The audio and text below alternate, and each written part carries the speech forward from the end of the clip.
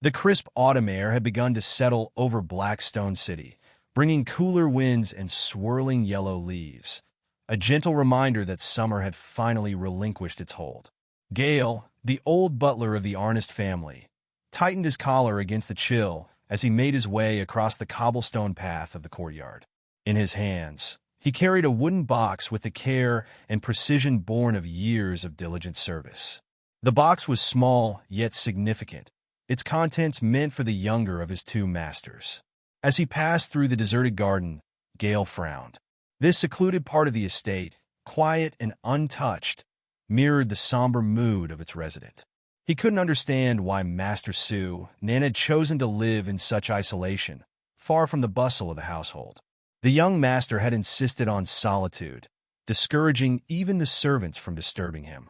Gale respected his wishes, but the desolation felt excessive. Since the death of Baron Arnest in battle, the estate had fallen into disrepair, and his two sons had been quietly sent to Blackstone City. The elder, Kay, had taken to his role as a protector and leader, cultivating himself into a high-rank knight admired by his subordinates.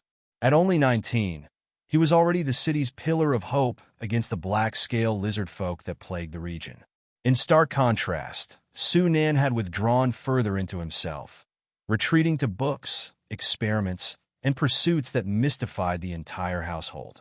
Rumors of his peculiar habits, collecting herbs, working with small animals, and tinkering with unknown tools, spread among the servants. Still, Gale fulfilled his duties without question. Reaching the innermost room of the garden, he knocked lightly.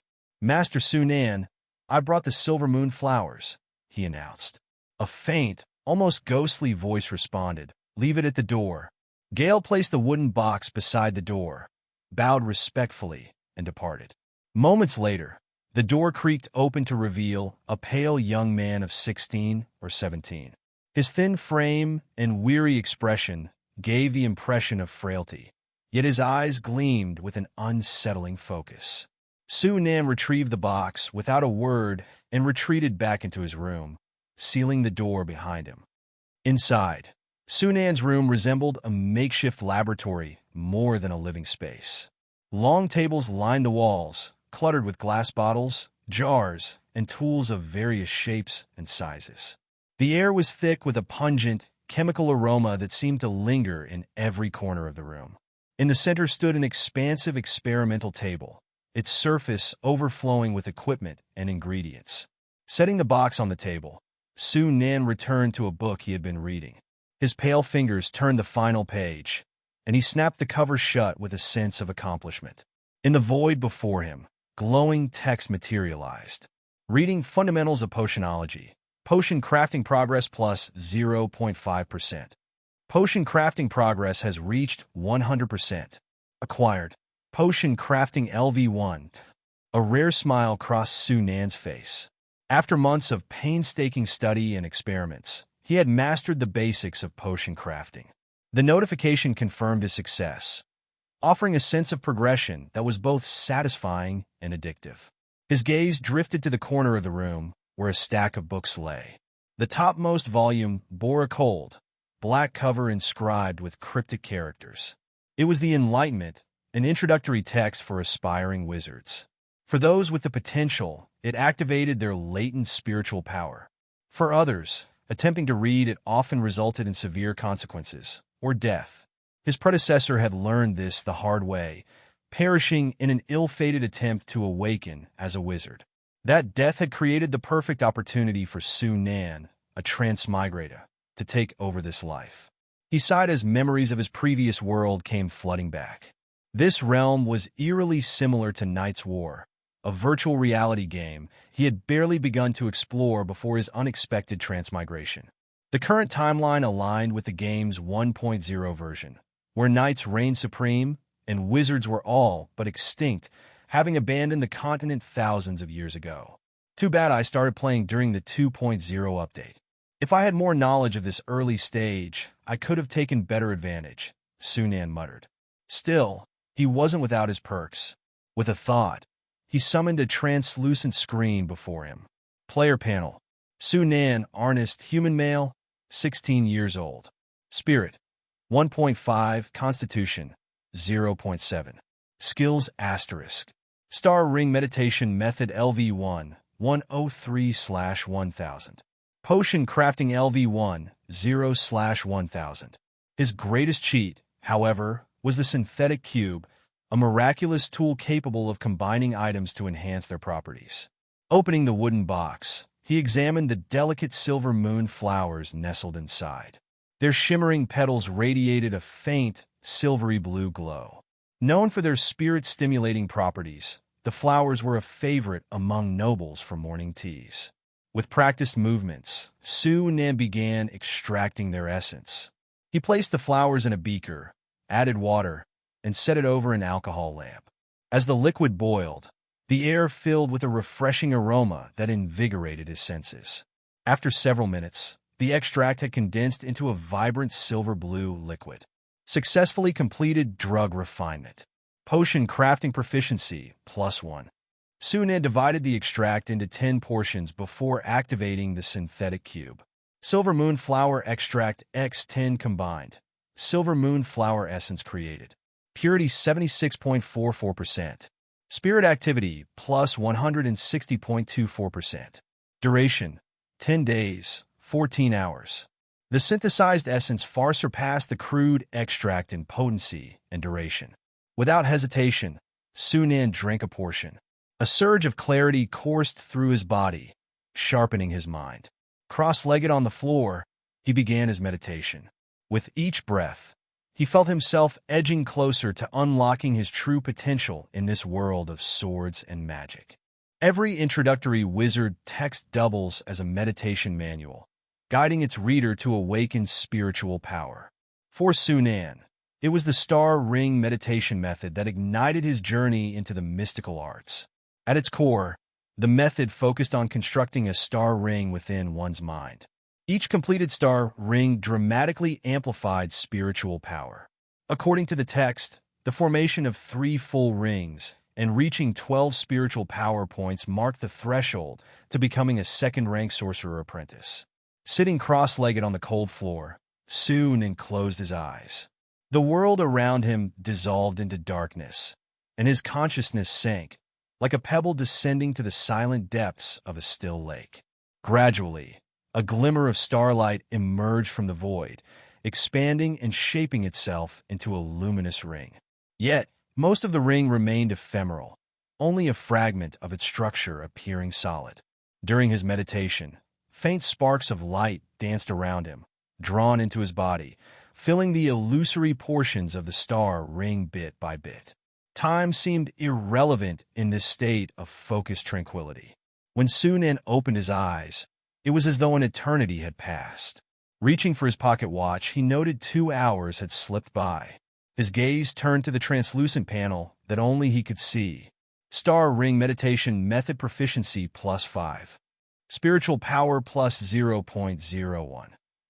For the same amount of time, the gains are 2.5 times more than usual, he murmured, his pale lips curving into a satisfied smile. The enhanced spiritual activity is definitely paying off. #, a brother summons. A knock at the door disrupted his thoughts. Young Master Su Nan, Lord K has returned and requests your presence at the training ground, came the muffled voice of a servant. Su Nan's expression shifted, his calm demeanor returning. I understand, he replied before standing and stretching, his joints protesting the long hours of stillness. The training ground was located within the inner fortress at the heart of Blackstone City. Built against the mountain, the city was fortified with towering walls and an array of watchtowers to deter the relentless black-scale lizard folk. While the city walls stood formidable and unyielding, the inner fortress was a different story. Neglected for years, it bore the scars of decay. Save for the training ground, which had been recently expanded, a testament to its owner's dedication to martial discipline. As Su Nan approached, he saw Kay, his elder brother, standing tall and commanding at the edge of the field. Around him were 7 or 8 armored knights, their physiques imposing, their movements deliberate. These knights, remnants of their late father Baron Arnis' forces, remained loyal to the family in these troubled times. Formal knights boast physiques of 8 or higher, Sunan thought, observing them with a tinge of envy. K's strength likely surpasses 14, putting him in a league of his own. Compared to these superhumans, my body is pitiful. A brief glance at his panel confirmed the disparity. His physique was a meager 0.7, a reminder of his frail health and natural deficiencies. Despite years of practicing the breathing technique, his progress had been minimal, leaving him ill-suited to the life of a knight. Kay noticed Sunan's approach and greeted him with a warm smile.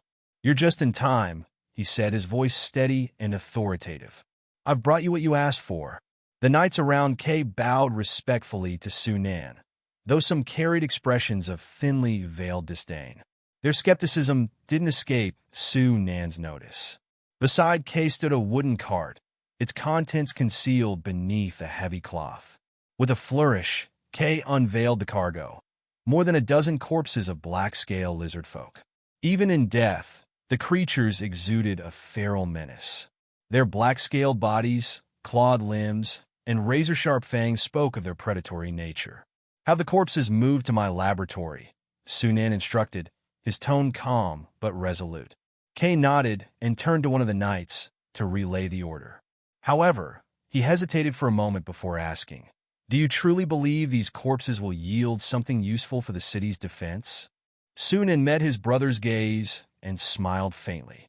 "If I explain now, you wouldn't believe me. Wait until I produce results. You'll see with your own eyes." Kay sighed, his skepticism clear but unspoken. "It's not disbelief. The tales of wizards are vague at best, and their methods uncertain. Still, I'll support you. It's just a dozen lizard corpses. Hardly a loss if my experiments fail," Sunan replied lightly, his words laced with subtle confidence. Hashtag a world of forgotten magic. As the knights loaded the corpses and moved them toward the laboratory, Sunan reflected on the weight of their task. The death of their father had upended their lives, forcing them into exile in Blackstone City. Meanwhile, their uncle, Owen Arnest, had seized the family's titles and lands, solidifying his control with the backing of powerful allies. Kay bore the burden of their survival, training relentlessly and doing all he could to fortify their dwindling forces. He even placed a glimmer of hope in Sunan's experiments, despite his doubts. The knights' disdainful expressions as they handled the corpses were not lost on Sunan. To them, the idea of deriving strength from the black-scale lizard folk was laughable. Attempts to eat their meat had proven futile, yielding nothing but a foul taste and no discernible benefits. "They have no idea," Sunan thought, shaking his head. "Knights and wizards. The difference between them is insurmountable. Even the mightiest legendary knight, a beacon of power in the Starsea Empire, would be no match for a true wizard. The power of magic was on an entirely different plane." Hashtag the laboratory and the dragon blood potion. Back in the solitude of his laboratory, Sunan stood amidst books and tools, a treasure trove of knowledge left behind by his predecessor. Titles such as biology, bloodline extraction, anatomy, and magic plant cultivation filled the shelves, alongside spell models and potion recipes. These texts were the foundation of Sunan's burgeoning skills in potion crafting and biological modification. His eyes fell on the corpses stacked in a corner. He retrieved a well-worn tome from his collection, flipping to a bookmarked page. Dense text and intricate diagrams filled the parchment, the header reading in bold, "Dragon Blood Potion." Sunan's lips curled into a determined smile. The experiments ahead would be grueling, but if successful, they could unlock power beyond the comprehension of knights.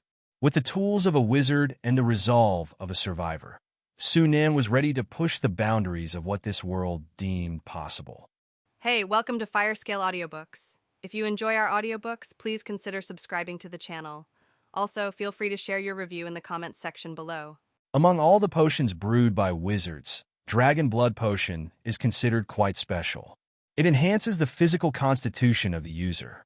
Even for a full-fledged knight, it still holds its benefits.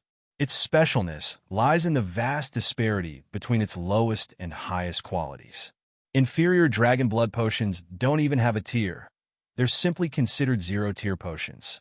Conversely, superior dragon blood potions can reach a tier 3 level, something even formal wizards would covet. The tier of a dragon blood potion mainly depends on the quality of the dragon blood used as the primary ingredient. The higher the quality of the dragon blood, the stronger the effects of the resulting potion, naturally leading to a higher tier. However, let alone genuine dragon blood. Even obtaining blood from a slightly stronger subdragon species was beyond Su Nan's current capabilities. But there were alternatives. The black-scale lizardmen's ancestors were descendants of the dragon race tens of thousands of years ago, carrying dragon blood in their veins. Although the dragon bloodline had thinned considerably by today, it still contained traces of dragon blood. Su Nan's goal was to extract dragon blood from the black-scale lizardman's blood, achieving the standards required for dragon blood potion materials.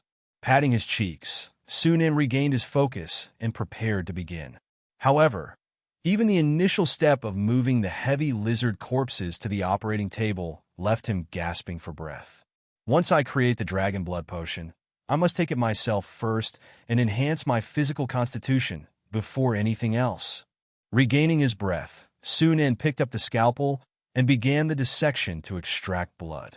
The black-scale lizardmen had only died recently, and their corpses were preserved using drugs. Their blood hadn't coagulated yet, making the blood extraction process quite smooth.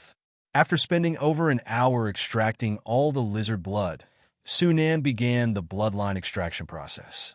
Completing a blood purification, biomodification, learning progress plus 0.01%. Completing a blood refinement, biomodification, learning progress plus 0.01%. Completing a bloodline extraction, biomodification, learning progress plus 0.03%. After multiple rounds of purification and refinement, a whole barrel of blood was reduced to a little over 3 liters. Gazing at the thick, crimson blood resembling jelly in the glass beaker, Su Nan's eyes flickered slightly. Dragon lizard blood, purity 35.68%, contains dragon lizard bloodline. Injecting it into the body has a very small probability of causing mutation into a dragon lizard form, a high probability of causing rejection, and a severe possibility of causing death. Stronger constitution leads to higher mutation probability and lower rejection rate. With my current skills, this is the best I can do. Su Nan sighed. Bloodline extraction and refinement were part of biomodification. He hadn't even mastered the biomodification skill, so his techniques were naturally limited. Thankfully, he had the synthesis cube as cheat tool. A dragon blood potion requires 80 milliliters of dragon blood. Su Nan separated 2 80-milliliter portions of dragon lizard blood and placed them in the cube. Soon, the synthesis interface displayed the corresponding information. Dragon lizard blood, purity 51.59%, contains dragon lizard bloodline. Injecting it into the body has a small probability of causing mutation into a dragon lizard form, a high probability of causing rejection, and a severe possibility of causing death. Stronger constitution leads to higher mutation probability and lower rejection rate. Not enough. Su Nan continuously added more dragon lizard blood. The purity of the synthesized product gradually increased, but the rate of increase slowed down as he added more. Finally, after adding the 8th portion of dragon lizard blood, the information about the synthesized product underwent a qualitative change. Subdragon blood, purity 1.12%, contains dragon bloodline. Injecting it into the body has a very small probability of causing mutation into a subdragon form, a high probability of causing rejection, and a severe possibility of causing death. Stronger constitution leads to higher mutation probability and lower rejection rate. Success at last. A delighted smile spread across Su Nan's face. Subdragon blood was the minimum standard material for brewing a dragon blood potion. Considering this was his first attempt at brewing, the failure rate could be high. Thinking it over, Su Nan decided to prepare a few more sets of materials, so he stopped the synthesis there. In the end, he synthesized 5 sets of subdragon blood from over 3 liters of black-scale lizardman blood. Instead of immediately starting to brew the potion, Su Nan completed a round of meditation, restoring his energy to its peak before initiating the first attempt at potion brewing. The most critical ingredient for dragon blood potion was dragon blood itself.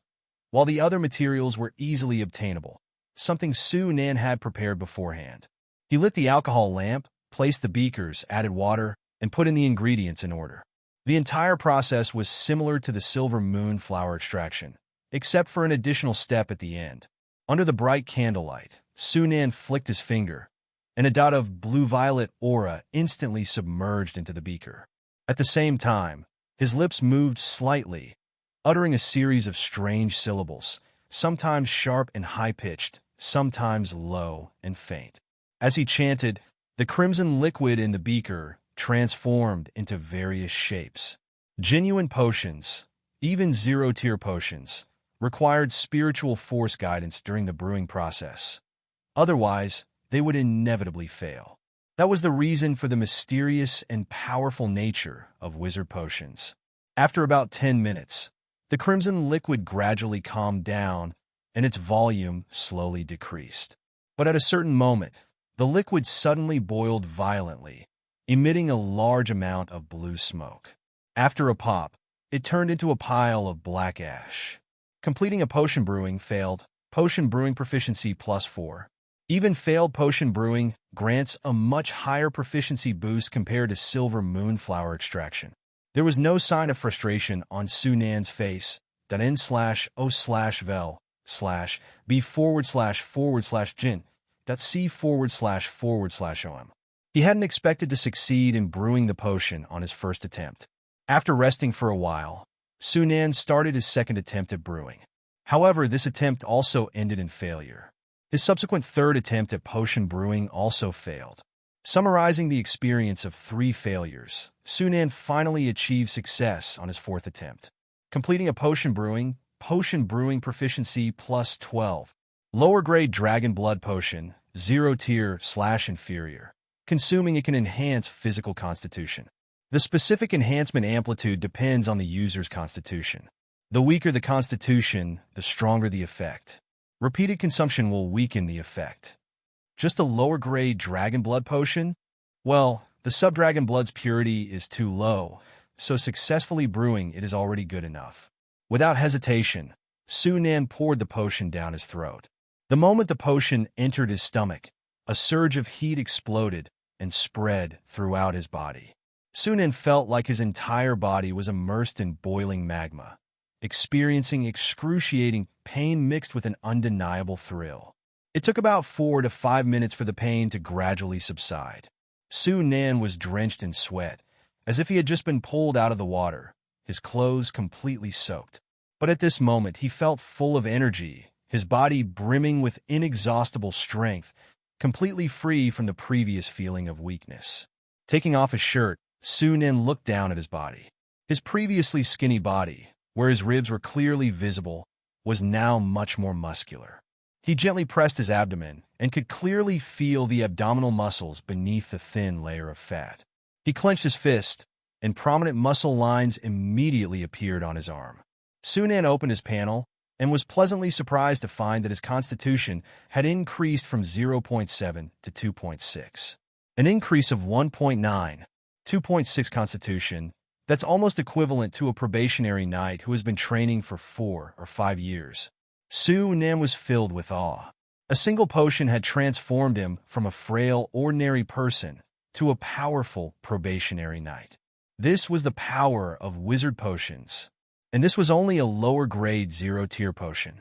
If he were to use an entry-level dragon blood potion, it might even allow an ordinary person to directly become a knight. Entry-level potions are still too far away for me. Now that I have the lower-grade dragon blood potion, it's enough to fulfill the task. The 5th attempt at potion making failed, and Su Nan used up his last vial of dragon's blood. He didn't mind. He didn't need to present any physical proof. He himself was the best evidence. After a good night's sleep, Su Nan found Kay in the council chamber the next day. Kay had just returned from a patrol and was still wearing his armor, looking weary. He and the other knight commanders were gathered in the hall, discussing how to deal with the black-scale lizardfolk raids. The black-scale lizardfolk usually invade during the Frostfall month, stealing food to survive the winter. Time is running out. Our scouts spotted their presence 10 kilometers north of the city yesterday. Those damn bandits, never changing their ways. My lord, give me 100-man squad, and I'll wipe them out. Kay frowned. Blackstone City was just a small town, with only 500 soldiers in total. More than half of them were just militia who had undergone basic training and had never seen actual combat. They were fine for defending the city, but if they were sent to fight the black-scale lizard folk, they would likely crumble at the first encounter. Only 250 soldiers could be considered truly combat-worthy. That number was simply not enough to defend Blackstone City and its surrounding villages. Thinking about it, Kay couldn't help but feel a headache. Besides Owen, the black-scale lizard folk were another threat he had to deal with. If he didn't handle it properly, Blackstone City would have a tough winter. While in the midst of his headache, Kay caught sight of Su Nin walking in. He gestured for his subordinates to keep quiet and looked toward Su Nan. "What's the matter?" Su Nan replied, "I've succeeded." Kay was stunned for a moment before understanding what Su Nan meant. He asked with a touch of skepticism, "You found a way to improve the strength of the army?" The others also realized what was happening and looked toward Su Nan, their eyes filled with visible doubt. He had only been working on it for a day, and already he had found a feasible solution? This sounded too good to be true. Facing the doubtful gazes, Su Nin didn't bother with explanations. He walked directly to a long table, grabbed the edge with one hand, and lifted. With a creak, the heavy table lifted off the ground and hovered about 20 centimeters above it, without a single tremor. The council members stared at the scene with wide eyes, their eyeballs almost popping out. It was common knowledge that Su Nin was weak, unable to even hold a sword. But now, he was easily lifting a solid wood table that weighed at least 200 pounds, and it looked effortless. His strength was probably already on par with a probationary knight. Coming back to his senses, Kay jumped to his feet, his face filled with delight as he looked at his younger brother, NOV.L.B./JNN. "What is this?" Su Nin lowered the table and nodded with a smile, explaining, "I created a potion that can enhance the physical fitness of the human body. I took a bottle myself, and now my physical condition is roughly equivalent to a probationary knight. The potion's effect is stronger on those with weaker constitutions. It also works on official knights, but the effect will gradually weaken with multiple uses. To analyze this further, we need to collect more data." Kay's eyes widened with each word. So, if he had enough potions, he could mass-produce probationary knights, even knights. If an ordinary person could become a probationary knight after taking the potion, then wouldn't it be possible for a probationary knight to become an official knight? Kay was so excited that his face flushed red. Those who hadn't been a lord wouldn't understand how difficult it was to cultivate a knight in this era. An ordinary person would start training and building their physique from the age of 12. On average, it would take 4 to 5 years to build their physical strength to the point where they could start practicing breathing techniques and become a knight squire. A knight squire would then typically spend 4 to 5 years practicing breathing techniques before being promoted to a probationary knight. Following that, they would need another 7 to 8 years of training to condense their life seed and become an official knight. In total, it would take an average of 17 to 18 years to cultivate a knight. That was assuming they had the necessary aptitude. Those with poor aptitude might never be able to become a knight in their lifetime. Aside from that, the manpower and resources invested during the cultivation process were also a considerable expense. Therefore, even powerful noble families with landholdings often couldn't cultivate many knights. For example, even during its peak, Shining Light territory had no more than 100 knights in total. That was how precious a potion that could cultivate knights in a short period of time was. Taking a few deep breaths to calm his excitement, Kay stared intensely at Su Nan and asked with a serious expression, "What do you need me to do?" Su Nan straightened his face and said, "Making this potion requires a large amount of black-scale lizardfolk blood." "No problem." Kay agreed without hesitation. "I'll lead the army out to hunt the black-scale lizardfolk tomorrow." He paused for a moment before quickly stepping in front of Su Nan, placing a comforting hand on his shoulder. I never thought the legendary techniques of the wizard were real. I apologize for doubting you before. It was my mistake. Sunan smiled slightly. There's no need to bring that up between family. Kay's smile became brighter, and he nodded vigorously. Well said. Together, we brothers will eventually reclaim Shining Light territory and avenge Father. Sunan nodded solemnly, but his heart remained calm. Now that he had the goal of becoming a wizard, he had no interest in ruling the world. He just wanted to cultivate quietly, achieve longevity, and live to witness the elemental resurgence and the age of wizards 1,000 years from now. Although his heart thought this way, he still needed to put on a good show in front of his elder brother. After all, a wizard's cultivation required vast resources, and having a lord brother would make it much easier and faster to gather them. Therefore, Sunan's goal was clear. He would work on improving the territory's strength to turn it into a logistical platform for gathering resources, while also cultivating his own strength, aiming to become an official wizard as soon as possible. On the other side, the commanders had also recovered from their shock and looked at each other in disbelief. None of them had imagined that the legendary techniques of the wizards were real. To be able to turn an ordinary person into a probationary knight in just a day, this kind of power was truly awe-inspiring. For a moment, everyone looked at Sunan with a mix of admiration and awe. Following that came a wave of intense excitement. With such a miraculous potion, the territory could finally grow stronger. So when Kay gave the order to hunt down the black-scale lizard folk the next day, all the commanders responded with excited expressions. They had never wanted to face those damn bandits so much. The black-scale lizard folk, which they had once despised, now looked like walking, valuable potions in their eyes. They were all potential resources for becoming stronger. The next morning, Kay, leading his army, stormed out of the city, heading out on a grand hunt for the black-scale lizard folk. Sunan, as always, stayed in his room, attending to his own affairs. In his study, with the windows and doors tightly shut, a bright yellow candle flickered and danced. Sunan sat cross-legged on the floor, his eyes closed. After about 2 hours, he ended his meditation and opened his eyes. On his panel, the Star Ring meditation method proficiency had increased by 5 points. His spiritual power had also increased by 0.01. At this rate, it will take about half a year to construct the first star ring. Sunan's eyes flickered slightly. According to the description in that introductory book, without external help, most wizard apprentices would take 2 to 3 years to construct their first star ring. Wizard apprentices with exceptional aptitude could shorten this time to about a year. From this perspective, even excluding the enhancement effect of the silver moonflower essence, his aptitude could be considered quite exceptional. After all, in most games, players with data panels were all unparalleled geniuses compared to natives. However, Sunan was still not satisfied. It would take half a year to construct the first star ring, and it would take even longer for the second and third. Calculating it all, it would probably take 3 to 4 years to become a second-rank wizard apprentice. Wouldn't it take 10 or 20 years to become a third-rank wizard apprentice? What about becoming an official wizard? 100 years? It should be noted that the lifespan of a wizard apprentice was not much longer than that of an ordinary person. Without undergoing physical transformation, their lifespan would not exceed 200 years at most.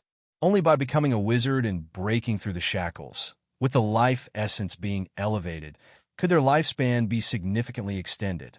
Sunan's goal was to become a wizard before his life ended, so that he could live until the elemental revival 1,000 years later. I still need to further improve the efficiency of my meditation. Sunan got up and went to the bookshelf, taking out Complete Guide to Zero-Tier Potions. This book recorded 18 different zero-tier potion formulas. Apart from the Dragon Blood Potion, there were also Brute Force Potion, Healing Potion, Swiftness Potion, Light Sensitivity Potion, and so on. The one that interested Sunan the most was a zero-tier potion called the Lower Grade Revitalization Potion.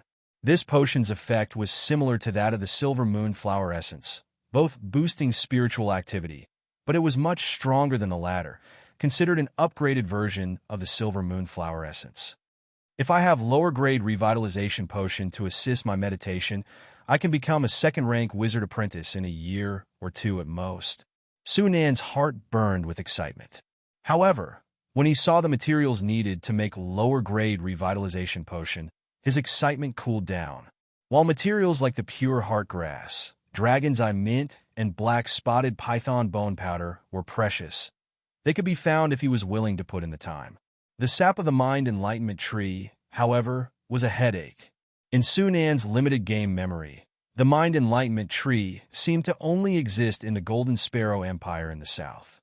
Millions of kilometers away, he had no way of obtaining the sap of the mind enlightenment tree. I can only try to see if I can use silver moon flower essence as a substitute. The main function of the mind enlightenment tree sap was to enhance spiritual activity, similar to the silver moon flower essence. Using silver moon flower essence as a substitute had a high probability of working. The key was that the silver moon flower wasn't a particularly rare item. One silver coin could buy a flower. However, whether it would work or not still needed to be tested after gathering the other materials. Besides, among all zero-tier potions, lower-grade revitalization potion was one of the most difficult to make. Sunan estimated that he would need to reach at least level 2 in potion making before he could even attempt it. Otherwise, the success rate would be ridiculously low.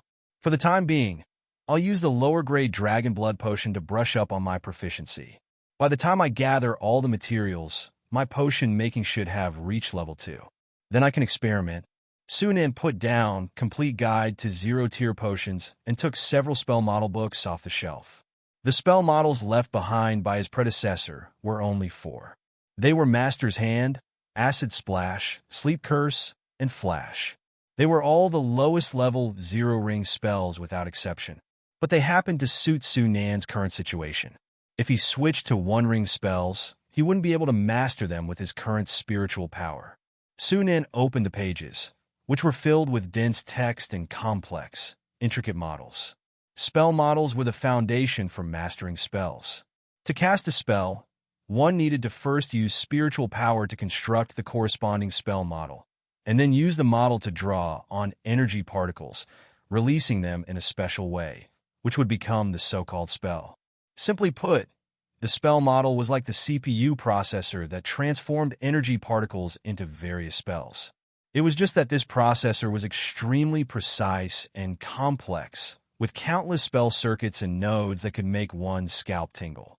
Even the simplest zero-ring spell model was far more complex than one could imagine, and each spell model involved several fields of knowledge.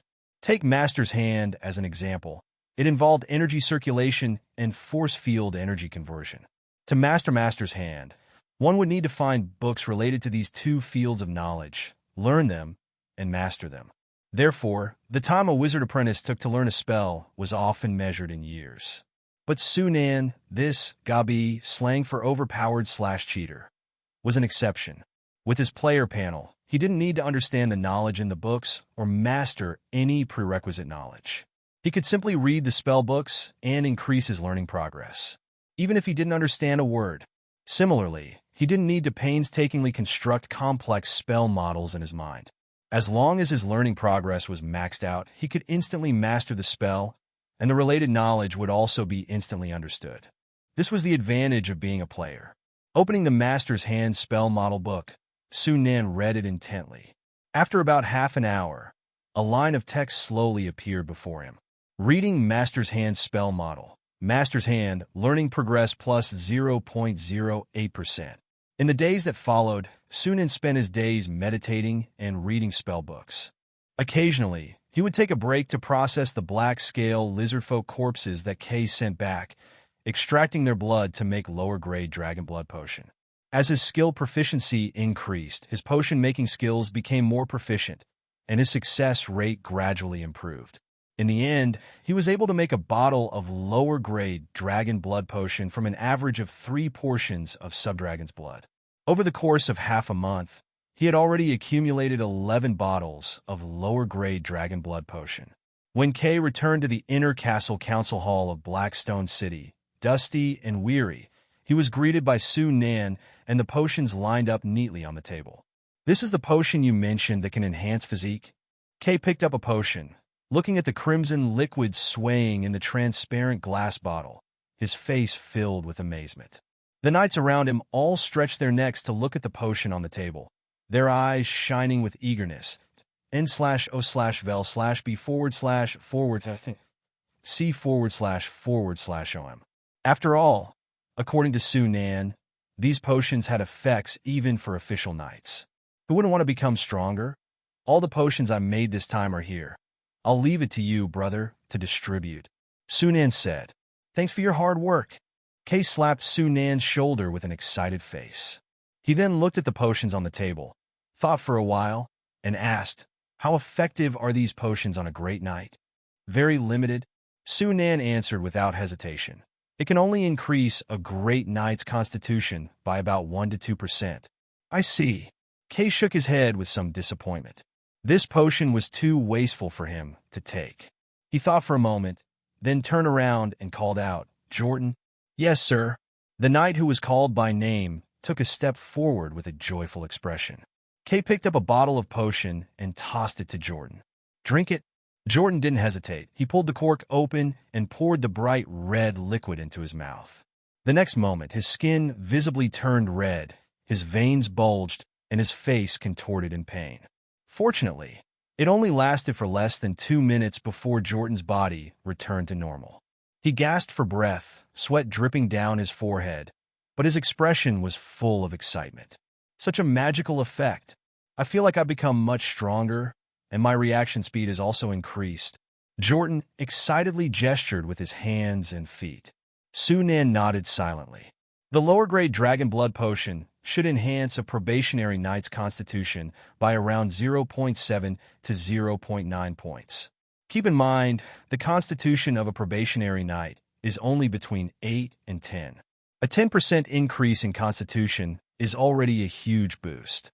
For a great knight, it would probably only increase their constitution by 0.2 to 0.3 points. But this was only a zero-order, lower-grade Dragon Blood Potion. When the potion-making skill improves and the quality of the materials increases, naturally, it will be possible to make Dragon Blood Potions with better effects. Seeing Jordan's transformation, the eyes of the surrounding knights all lit up, and they looked at the potions on the table with even more intense desire. Kay also had a joyful smile on his face. He thought for a moment and said, Go and call Nelson Carty, Norton all of them. Kay named 7 names in succession. These were all the probationary knights who had followed their 2 brothers away from Shining Light City. They were the fighting force their father had left to them, and their loyalty was guaranteed. Naturally, the lower-grade Dragon Blood Potions were prioritized for these men. Immediately, a knight turned around to pass on the order. The other knights were somewhat disappointed, but quickly regained their composure. They were all aware that it was more beneficial to use the potion on the probationary knights than on themselves, which would only slightly increase their strength. If they could strengthen a few knights, that would be even better for Blackstone City, especially as the Black Scale Lizard folk were on the verge of invading Blackstone City. Even 3 or 4 more knights could greatly alleviate the shortage of manpower in Blackstone City. Soon, 7 selected probationary knights were brought to the council hall. After taking the lower-grade Dragon Blood Potion, 3 of the 7 immediately condensed their life seeds, breaking through to become official knights. The remaining 4, while they didn't break through, looked like they were not far from becoming knights. All 7 were excited, their faces flushed red. Kay encouraged the 7 with a few words, then looked around at everyone, his expression solemn. The potion is crucial. Without my permission, no one present is allowed to reveal the potion's existence to others. Anyone who violates this order will be punished by military law. Everyone's expressions turned solemn, and they responded in unison. They were not stupid, they knew what this potion represented. Not to mention anything else. If the rebel from Shining Light City learned of the existence of the lower-grade Dragon Blood Potion, he would undoubtedly attack Blackstone City without hesitation, never allowing them to grow peacefully. Su Nan wanted to remind everyone, but seeing that his brother had considered everything, he didn't say anything else. He took a list out of his pocket and handed it to Kay. Brother, help me collect the materials on this list, as much as you can get. And also, keep an eye out for wizardry tomes. No problem. Kay readily agreed. After witnessing the magic of the lower-grade dragon blood potion, he no longer had any doubts about the wizard's methods, only awe and admiration. Now, he wanted to fulfill all his younger brother's requests so that he could concentrate on research and create potions even more potent than the lower-grade dragon blood potion. As the month of Frostfall arrived, the weather became even colder. Blackstone City had already taken on a touch of autumn. The thin white breath exhaled by the militia in the cold air shrouded the city walls, forming clouds.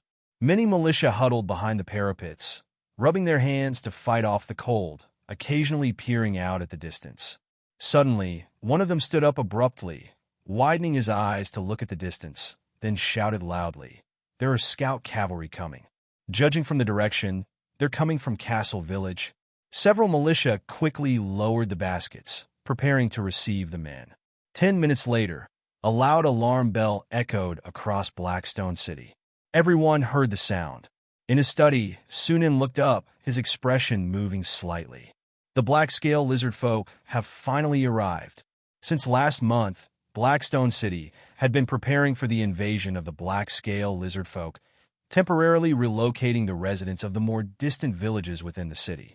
The closer villages were guarded by soldiers. At the same time, Kay donned his armor and sat in the city of Blackstone, ready to lead the army at any moment to exterminate the black-scale lizard folk. In previous years, the atmosphere in Blackstone City would always be very heavy at this time. N/O/vel/b//c/.c//om. After all, the invasion of the black-scale lizard folk would cause considerable losses to Blackstone City. Casualties, destroyed buildings, trampled fields, all these losses would take a whole spring to recover. In the war against the black-scale lizard folk, Blackstone City would not benefit at all. Regardless of victory or defeat, it would always be a drain on their resources. But this year was different. The existence of the lower-grade dragon blood potion meant that the blood of the black-scale lizard folk became nourishment for the Blackstone City army to grow stronger. With each black-scale lizardman killed, the Blackstone City army would have one more chance to become stronger. Blackstone City already had the capital to grow stronger through war. Under these circumstances, the black-scale lizard folk invasion was no longer simply a disaster for Blackstone City, but an opportunity. As long as they could get a lot of black-scale lizard folk corpses, Blackstone City could have a large number of probationary knights, and even knights next year. With profit as the driving force, the army could naturally burst forth with several times their morale and enthusiasm. Sunan could already imagine the faces of those knight commanders, full of excitement as they charged towards the black-scale lizard folk. Just as zero-order potion can turn the tide for Blackstone City. Knowledge is power. This saying is indeed true. Sunan's eyes twinkled. He lowered his head and continued to look at the book. On the slightly yellowed page, the first line was written in black small characters. Wisdom is the true source of a wizard's power. At the end of the Frostfall month, November, the first snow fell. Blackstone City was covered in a blanket of white, a vast expanse of snow. On this day, Sunan's progress in learning Master's Hand reached 100%. Master's Hand learning progress has reached 100%. Obtaining Master's Hand. A surge of information flooded his mind. Sunan closed his eyes to digest it, then opened them and looked at the book on the table, his lips moving slightly as he uttered a string of strange syllables. The moment the sound rang out, the book trembled slightly, then slowly floated up, moving slowly up, down, left, and right as he followed it with his gaze. The effect of Master's Hand is to make distant objects float and move at will. To outsiders, it looks like an invisible, ghostly hand is moving objects. That's how the name Master's Hand came about. Among the numerous zero-level spells, Master's Hand is one of the most practical. Whether it's surgical experiments or potion making, using Master's Hand to assist can save a lot of effort. In combat, Master's Hand can also be used to remotely control weapons to attack enemies. As for the effective distance for controlling objects and the weight it can withstand, it depends on the caster's mastery of the spell and their spiritual power. This was also why Su Nan chose Master's Hand as his first spell. With Master's Hand, making potions and extracting Lizardman blood will be much easier in the future. Which spell should I choose for the second one? Su Nan thought for a moment, and 3 spell books automatically floated out of the bookshelf and landed on the table. Acid Splash, Sleep Curse, and Flashing Spell. The effects of all 3 spells are easy to understand, and their names reveal their purpose.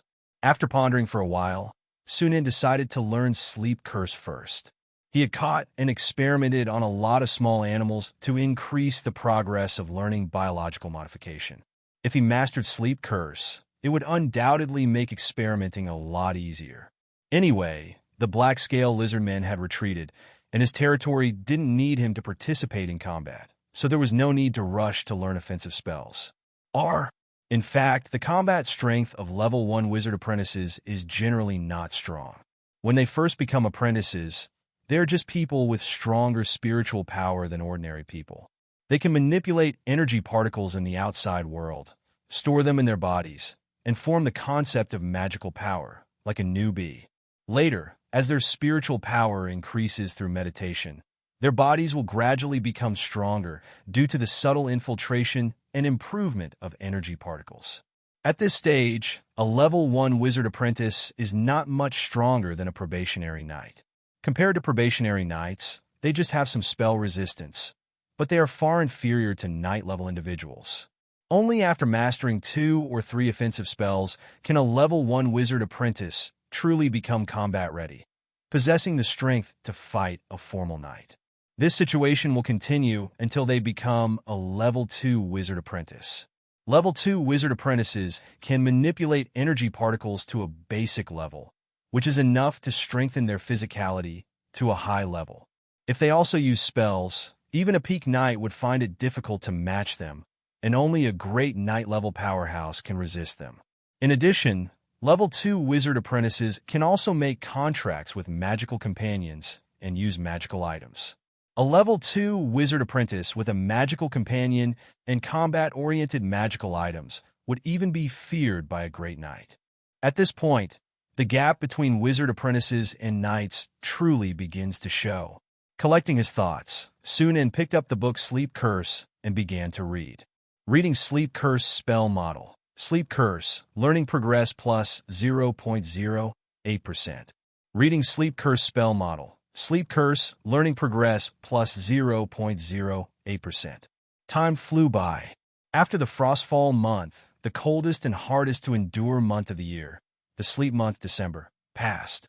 On the 5th day before the end of December, the black-scale lizardmen finally retreated in defeat, leaving behind them a trail of snowflakes.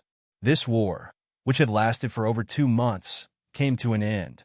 After a 5-day break, Blackstone City welcomed the first day of the winter harp month, January, of the Starlight Calendar 1249. This day was the new year of the Starsea Principality. The cold wind howled, but it could not conceal the festive atmosphere in the city. Everywhere you looked, houses were decorated with lanterns and red banners. Children ran around in groups, their faces flushed red from the cold wind, but they still giggled incessantly. Inner Keep, Banquet Hall. Young maids bustled back and forth, constantly serving up delicious ham, cheese, nuts, and wine onto the tables. Knights gathered around the tables, drinking and laughing, occasionally bursting into uproarious laughter. Old Gaylor directed the servants to arrange the hall. As he caught sight of this scene, he couldn't help but feel a sense of awe. In previous years, due to the losses caused by the black-scale lizardmen, the former lord and generals were overwhelmed. Where would they have the time to hold a New Year's banquet? But this year was completely different. He had heard from Knight Joden that they had dealt a heavy blow to the Lizardman bandits this year, and they hadn't even survived the first snowfall before fleeing back to their lair. The surrounding villages had suffered little to no damage. Because of this, on the first day of the new year, the serfs sent all kinds of agricultural products to the Inner Keep to express their gratitude to the Lord, the N/O/Vel /B// and .C//om. However, what puzzled old Gala was that he had heard that this was all thanks to Master Su Nan.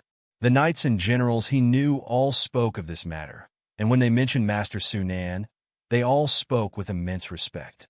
This left old Gaylor puzzled. After living in Blackstone City for decades, he had a faint feeling that some kind of positive change was happening in this city. "The Lord and Master Sunan are here." A sudden cry rang out. The hall instantly fell silent, and everyone turned to look at the entrance. Kay and Sunan walked into the hall side by side. Both were dressed in formal attire. Their faces, which were about 70% similar, were equally handsome. Kay, the elder brother, was tall and strong, with full, rounded muscles all over his body and hard lines, like a perfect sculpture from ancient Greece. Sunan, the younger brother, while still thin, no longer looked weak, and his whole body exuded a lean and vigorous aura. His eyes, in particular, were as deep and bright as stars, making it difficult to meet his gaze. The arrival of the two brothers instantly attracted everyone's attention. "Lord, Master Sunan." The knights all bowed respectfully. The way they addressed Sunan had also changed from Master to Master Sunan, indicating their respect. Kay strode to the front of the crowd and raised the goblet in his hand. "We've all worked hard this past year. Tonight, let's all drink our fill of good wine and enjoy the delicious food." The knights all cheered loudly, their boisterous sounds almost threatening to overturn the roof. Sunan watched this scene quietly, picking up a glass of fruit wine from the table and taking a sip. After 2 months of energy particle immersion, his physicality had increased to 2.79, almost reaching the peak of a probationary knight. Moreover, because he could absorb energy particles, he didn't have to eat as much as other probationary knights, who needed large amounts of food to replenish the essence consumed during training. If he needed to, he could even go months without eating. Now, he ate more to satisfy his hunger. As soon as Sunan finished his glass of wine, Kay walked over to him. "Why aren't you drinking with everyone else?" "I prefer to be quiet on my own." Kay knew his younger brother's temperament and didn't say anything more. He smiled and said, "I have good news for you. I found what you wanted, and it should already be in your courtyard." Sunan had never been particularly interested in banquets, and now that he had found the thing he had been yearning for, he had even less desire to stay. After a few words with Kay, he left the banquet hall early and returned to his courtyard. As soon as he entered, Sunan saw 2 boxes placed in the courtyard. He used Master's hand to move the 2 boxes into his study and then opened them to examine them carefully. One of the boxes contained more than a dozen books. On the dark hard covers, intricate and irregular lines formed words that only wizards, apprentices, could understand. Fatigue's touch, detecting toxicity, lockpicking, enchanting humans, shield technique, analysis of heterogeneous life forms, necrotic rebirth, negative energy principle. Of the 12 books, 5 were spell model books, while the rest were various professional knowledge books. Among these 5 spells, enchanting humans and shield technique were both first-ring spells. First-ring spells? Sunan's eyes lit up with excitement. Enchanting humans and shield technique were both very practical first-ring spells. Shield technique, in particular, was a life-saving spell that almost every wizard apprentice had to learn. Unfortunately, to learn a first-ring spell, one spiritual power had to reach at least 10 points. He was still far from that. Although the wizards have abandoned this world, they left behind many books, magical items, and even legacies, Sunan mused. These things are useless to ordinary people. They can't even understand them. But for wizard apprentices, they are precious treasures. Sunan smiled. As long as they were willing to spend time and have enough financial resources, any wizard apprentice could actually collect enough knowledge in this world to advance to a formal wizard. Of course, resources were another matter. Although the 2 first-ring spells were temporarily out of reach, the 3 zero-ring spells were not a problem. Sunan put away the spell books, planning to study them slowly later. He then flipped through the remaining professional knowledge books one by one, but unfortunately, none of them triggered the corresponding skills. It seemed that these knowledge were not categorized as skills. "I'll keep them and read them slowly when I have time. It's good to expand my knowledge." Sunan sighed in disappointment, putting the books away. He then opened the other box. The box was crammed with various small boxes of different sizes. Sunan opened them one by one.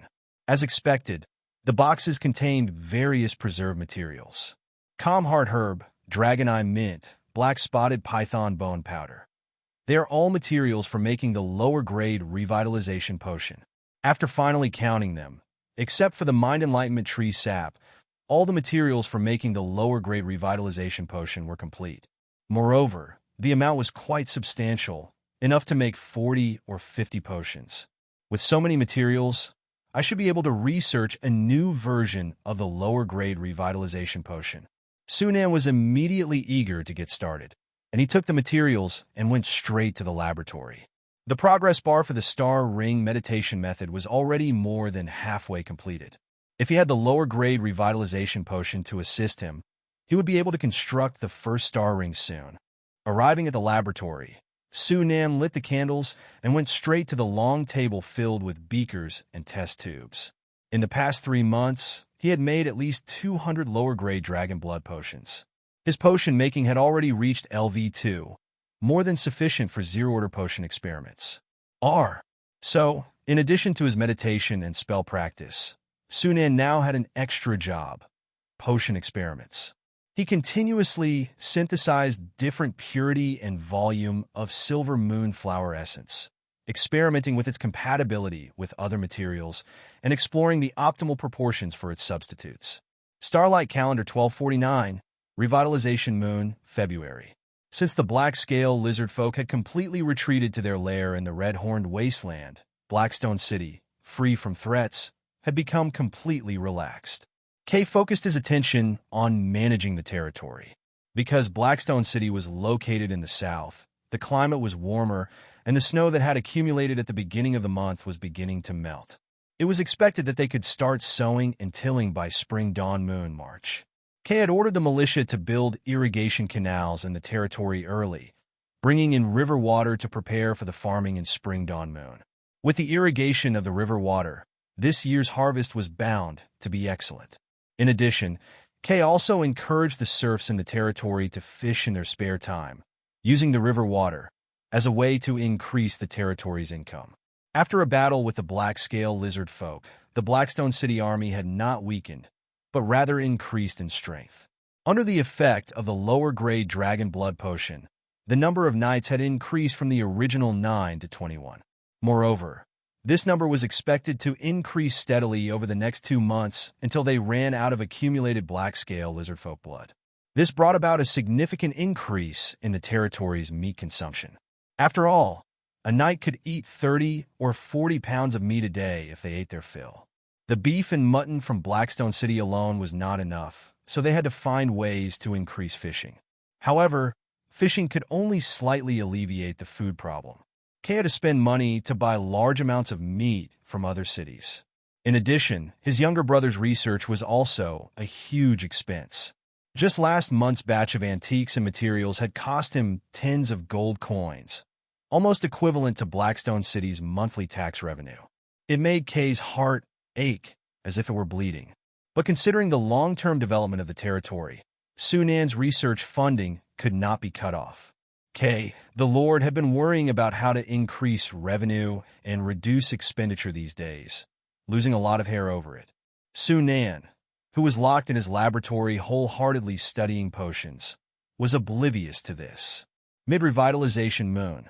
After tireless experimentation and research, Sunan finally created the first bottle of lower-grade revitalization potion. Lower-grade revitalization potion, zero-order/inferior quality. Increases spiritual vitality after consumption, lasts for 15 days and 4 hours. Stacking has no effect. It's finally done. Looking at the beautiful silver-blue liquid in the potion bottle, Sunan let out a sigh of relief. With the help of the synthesis cube, he could precisely control the invigorating effect of the silver moonflower essence, allowing it to approach the effect of Mind Enlightenment Tree sap infinitely, reaching the level of becoming a substitute. The entire experiment process was basically about constantly adjusting the proportions of the materials, and it went exceptionally smoothly. That was why Sunan was able to make the new version of the lower-grade revitalization potion so quickly. Without hesitation, He immediately drank the potion, then sat down and began to meditate. A cool sensation like mint suddenly spread from his abdomen, quickly spreading throughout his body. In an instant, Sunan felt as if he were floating at the bottom of a cool lake with an indescribable sense of peace. After an unknown amount of time, he suddenly opened his eyes, his whole body radiating with vitality. This was the positive effect brought by the slight increase in spiritual power in a short period of time. Sunan immediately opened his personal panel. Sunan Arnest, human male, 16 years old. Spirit 2.82/Constitution 2.94. Skills. Star Ring Meditation Method LV1 750/1000. Potion Making LV2 289/3000. My spiritual power has increased by 0.03, and my proficiency in the Star Ring Meditation method has increased by 25 points, Sunan exclaimed in delight. This efficiency was almost 5 times that of before. Sure enough, the effect of the potion is much better than just using plant essence. Sunan was overjoyed. At this rate, he would be able to construct the first star ring in 10 days. 10 days later, in the meditation chamber, Sunan sat cross-legged on the ground. In the void invisible to the naked eye, countless energy particles, as if being pulled by an invisible force, rushed into his body. Deep within the sea of consciousness, the star ring was mostly solidified, with only a tiny bit remaining translucent. As the energy particles continued to fill it, this last bit of illusion also visibly disappeared. The moment the last bit of illusion solidified, the entire star ring suddenly burst into brilliance and trembled slightly. For a moment, Sunan felt a clear chime in his mind, his spirit instantly becoming clear. It worked! Sunan opened his eyes, a genuine smile of joy spreading across his face.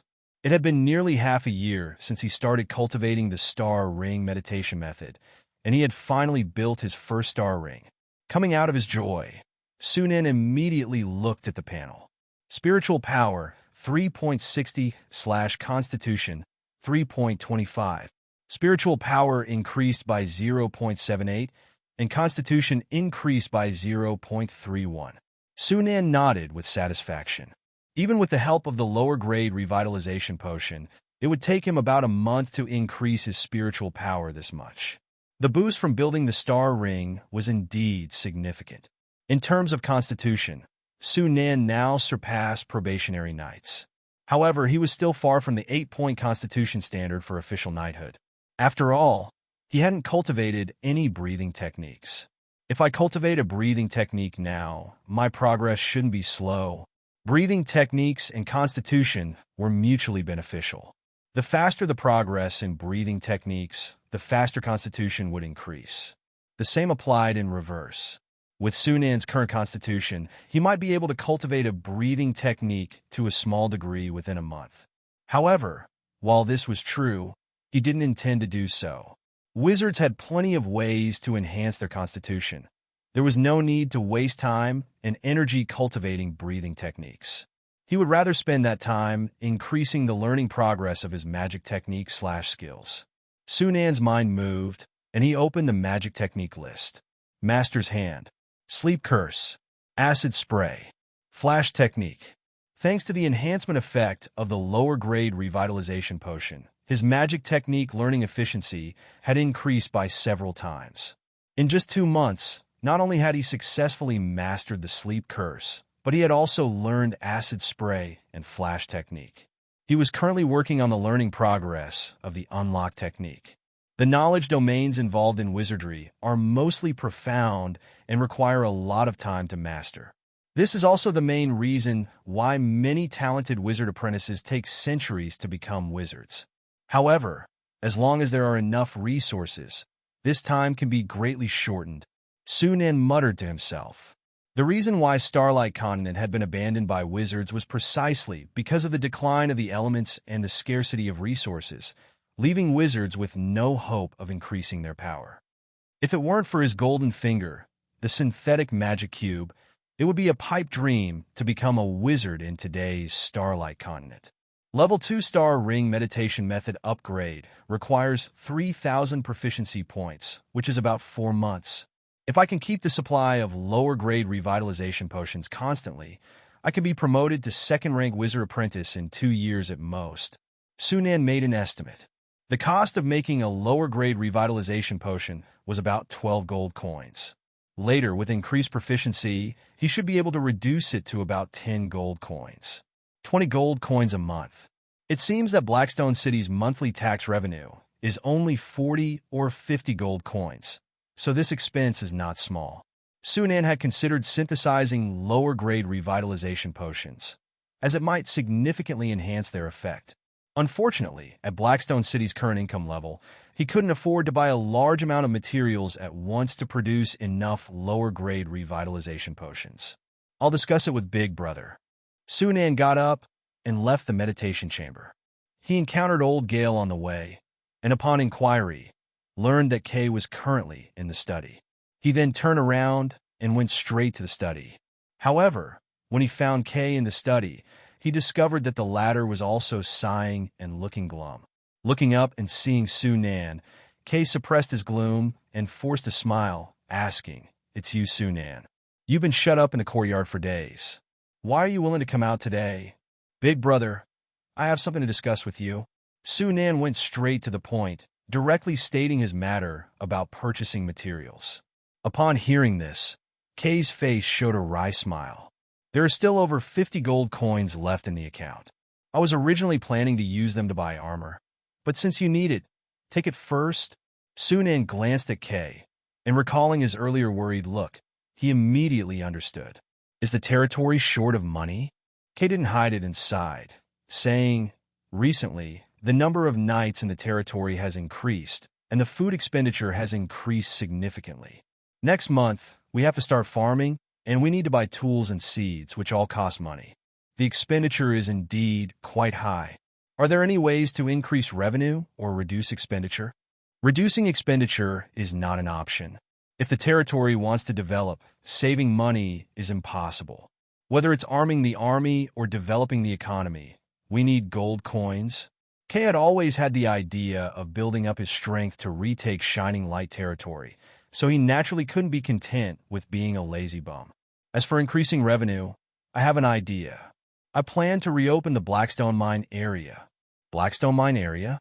Sunan's expression shifted slightly. He remembered that Blackstone City used to be famous for its production of Blackstone iron. Blackstone iron was a high-quality metal that only needed simple refining to have the hardness of refined iron.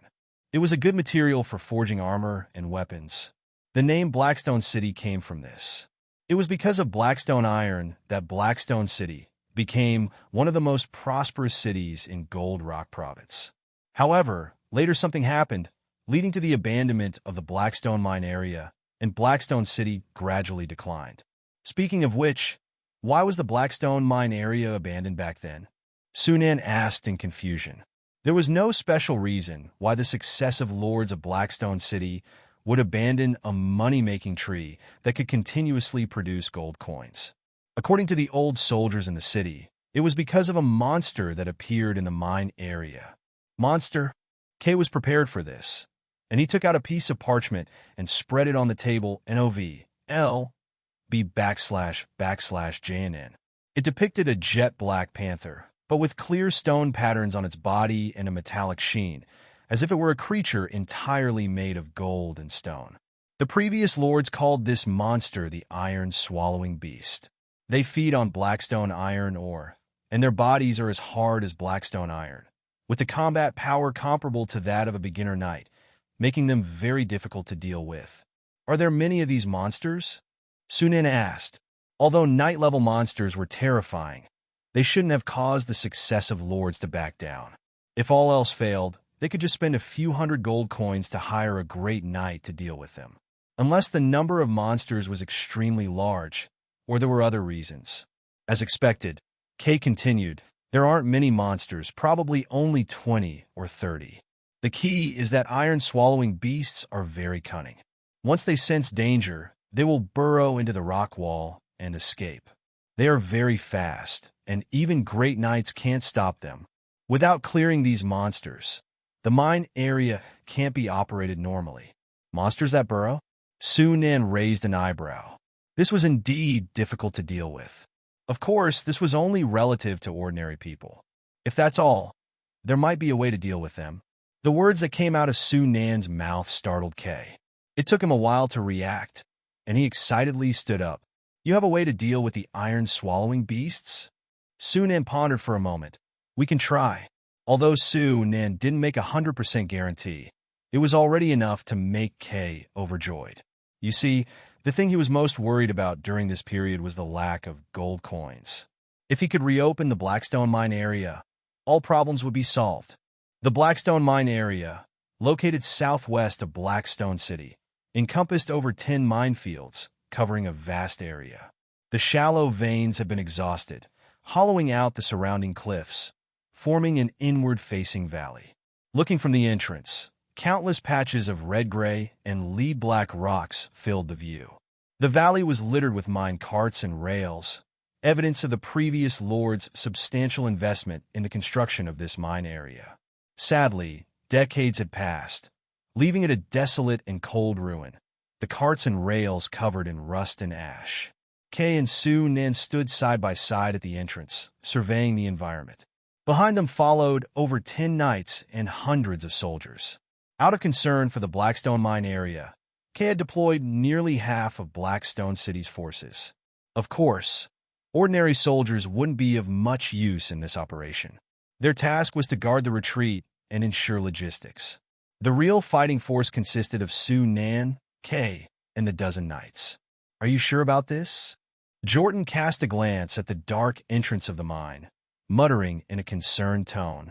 The old soldiers say those iron-eating beasts are very powerful. With only this small force, wouldn't it be a bit too risky to go in? Hearing this, the other knights exchanged glances. To be honest, they were all surprised when they heard the Lord say they were going to clear out the iron-eating beasts in the Blackstone Mine area. Everyone in Blackstone City knew about the Blackstone Mine area, and they had heard some rumors. It was said that several previous lords had attempted to deal with the situation in the Blackstone Mine area, but all had failed, even losing considerable manpower. Gradually, no one dared to touch the Blackstone Mine area again. No one expected Kay to suddenly decide to restart the Blackstone Mine area. If it weren't for Master Su Nan saying he had a way to deal with the iron-eating beasts, they would have voiced their objections long ago. Even so, many of them were still feeling apprehensive. Jordan, if you keep shaking the army's morale, I'll punish you by forbidding you from drinking for a month. Kay turned around and glared at him. Jordan flinched and shut his mouth sheepishly. He loved all kinds of fine wines and spirits, and wouldn't be able to live without them. Forbidding him from drinking for a month was tantamount to a death sentence. Seeing Jordan fall silent, Kay turned back to the mine shaft, his heart actually a little unsettled. After all, he had never seen an iron-eating beast with his own eyes. What if these monsters were even more terrifying than the old soldiers described? That would be a disaster. However, after glancing at Su Nan beside him, Kay chose to trust his brother and didn't reveal his inner worry. Su Nan touched the scale armor on his body. It was the only piece of scale armor in Blackstone City, more valuable than a full set of fine iron armor. It had originally belonged to Kay, but Kay, fearing something might happen to his brother, insisted on putting it on him. He also gave him a long sword. Although Su Nan's swordsmanship was abysmal, it was better than nothing. Let's go! With Kay's order, everyone lit their torches and entered the mine shaft one by one, leaving only the soldiers to guard the entrance. The shallow veins of the Blackstone Mine area had already been exhausted. Later, several deep shafts were dug deeper underground to mine the lower layers. The mine shafts crisscrossed under the rock formations. Every few hundred meters, they could see an oil lamp hanging on the rock wall. The oil inside had long since evaporated. Some knights carried leather bags and poured oil into the lamps, then lit them.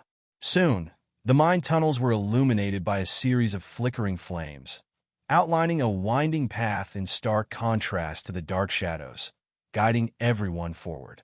As they went deeper, everyone gradually slowed their pace. These underground tunnels were uneven and the lighting was dim.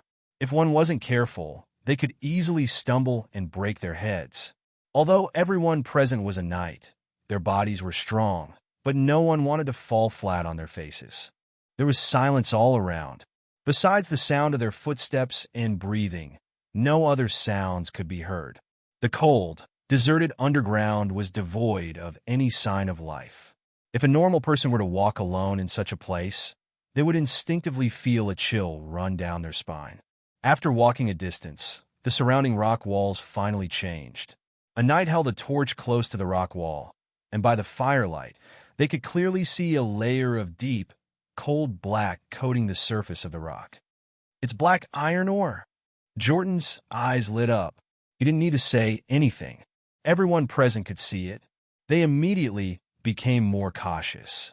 Further ahead lay the unmined vein layers. The miners of that time might have encountered iron-eating beasts up ahead and been forced to stop mining.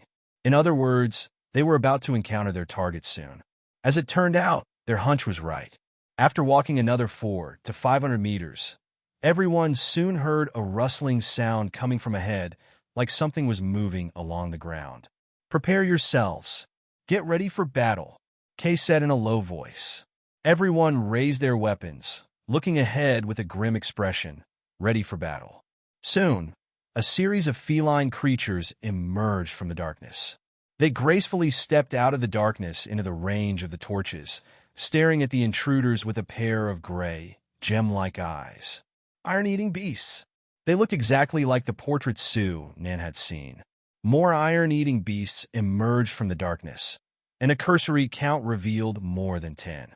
Several pairs of eyes, emitting faint light, flickered beyond the line of light and shadow. More than 10 iron-eating beasts formed a semicircular encirclement, surrounding everyone. "These beasts have quite the appetite.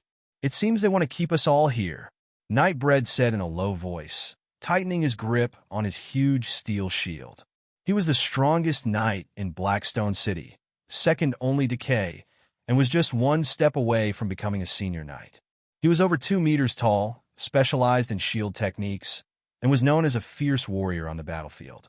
Seeing the iron-eating beasts up close, Bread could sense that their strength was no more than the level of a junior knight. He instantly felt a lot more relaxed. If that's the case, it would be a good thing. "I'm just afraid these beasts might run away." Kay also saw this and breathed a sigh of relief. Over 10 junior knight-level monsters. Their current lineup was enough to handle them. The problem was how to stop these iron-eating beasts from escaping. Reality didn't give them time to think. The iron-eating beasts quickly launched their attack, leaping towards the crowd.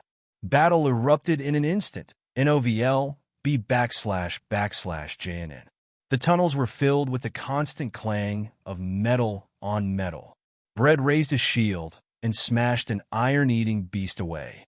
It flew out over 10 meters, slammed into the rock wall with a bang, and stone dust fell down in a shower. But after getting up, the iron-eating beast just shook its head and continued to pounce. Seeing this, Brett's brow furrowed. On the other side, the knights were also caught in a fierce battle. The iron-eating beast bodies were incredibly tough.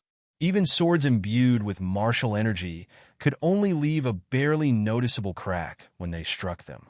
Only Kay, a senior knight, could inflict significant damage on the iron-eating beasts. If it weren't for the narrow tunnel that restricted the iron-eating beast movement and prevented them from using their swift and agile speed, things would have been even harder to deal with. The battle was not as easy as they had expected. They were deadlocked. At this moment, Sunan made his move. He uttered strange syllables, pointed his finger, and instantly a basketball-sized ball of acid materialized at his fingertips.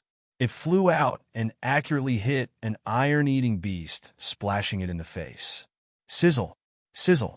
White smoke, pungent and acrid, instantly billowed from the iron-eating beast's face. It rolled wildly on the ground, trying to rub off the corrosive liquid. Attack spells didn't come in weak varieties. Although Acid Splash was just a zero-ring spell, its corrosive properties were even more terrifying than Aqua Regia. A drop the size of a chicken egg was enough to completely dissolve a normal adult male, leaving no trace. Even though the iron-eating beast's body was incredibly tough, if a vital spot was hit by such an attack, it would not be comfortable. Clang! A figure flashed forward, thrusting his sword into the wound on the iron-eating beast's face. With a burst of force, the iron-eating beast's head exploded. Its headless body swayed in place for a few moments before collapsing with a thud. Kay drew his long sword, turned back, and glanced at Su Nan with surprise. The other knights couldn't hide their shock either. They had personally experienced how tough the iron-eating beast bodies were. They were harder than real black iron. Yet this incredibly tough body was corroded away in a few breaths. What terrifying power was this? If they were to receive such a blow, what would happen? Just thinking about that scene, everyone present felt their scalps tingling. Was this the power of a wizard? While everyone was still shocked by Su Nan's thunderous methods, the man himself wasn't satisfied yet. If my spiritual power was a bit higher, I could have killed that iron-eating beast with that acidic splash, he grumbled.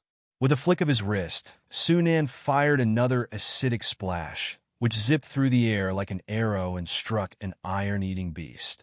Sizzle, sizzle. Although the beast dodged in time, it was still hit on its flank, instantly having half of its waist and abdomen corroded away. Its movements were inevitably hindered. Seizing this opportunity, Kay dashed forward, cleaving the iron-eating beast in two with a single swing of his sword. The two brothers worked in perfect harmony, taking down 4 iron-eating beasts in a short time. Seeing this, the morale of the group soared. The iron-eating beasts seemed to sense the danger and began to retreat. Noticing this, Kay hurriedly shouted, "Don't let them escape! Stop them!" The knights charged forward to intercept the beasts. Su Nan narrowed his eyes, aiming a sleep curse at the last iron-eating beast lagging behind. However, to his surprise, the beast remained completely unaffected. The spell didn't work? Su Nan was stunned. At that moment, one of the iron-eating beasts suddenly leaped, colliding with the rock wall like it was diving into water, disappearing without a trace. The whole process was so smooth that everyone was caught off guard. .n/o/vel/b//and .c//om. The other iron-eating beasts followed suit, all vanishing into the rock walls. Seeing the last beast leaping towards the wall, Su Nan, still in a daze, finally reacted, his eyes flashing with a faint green light.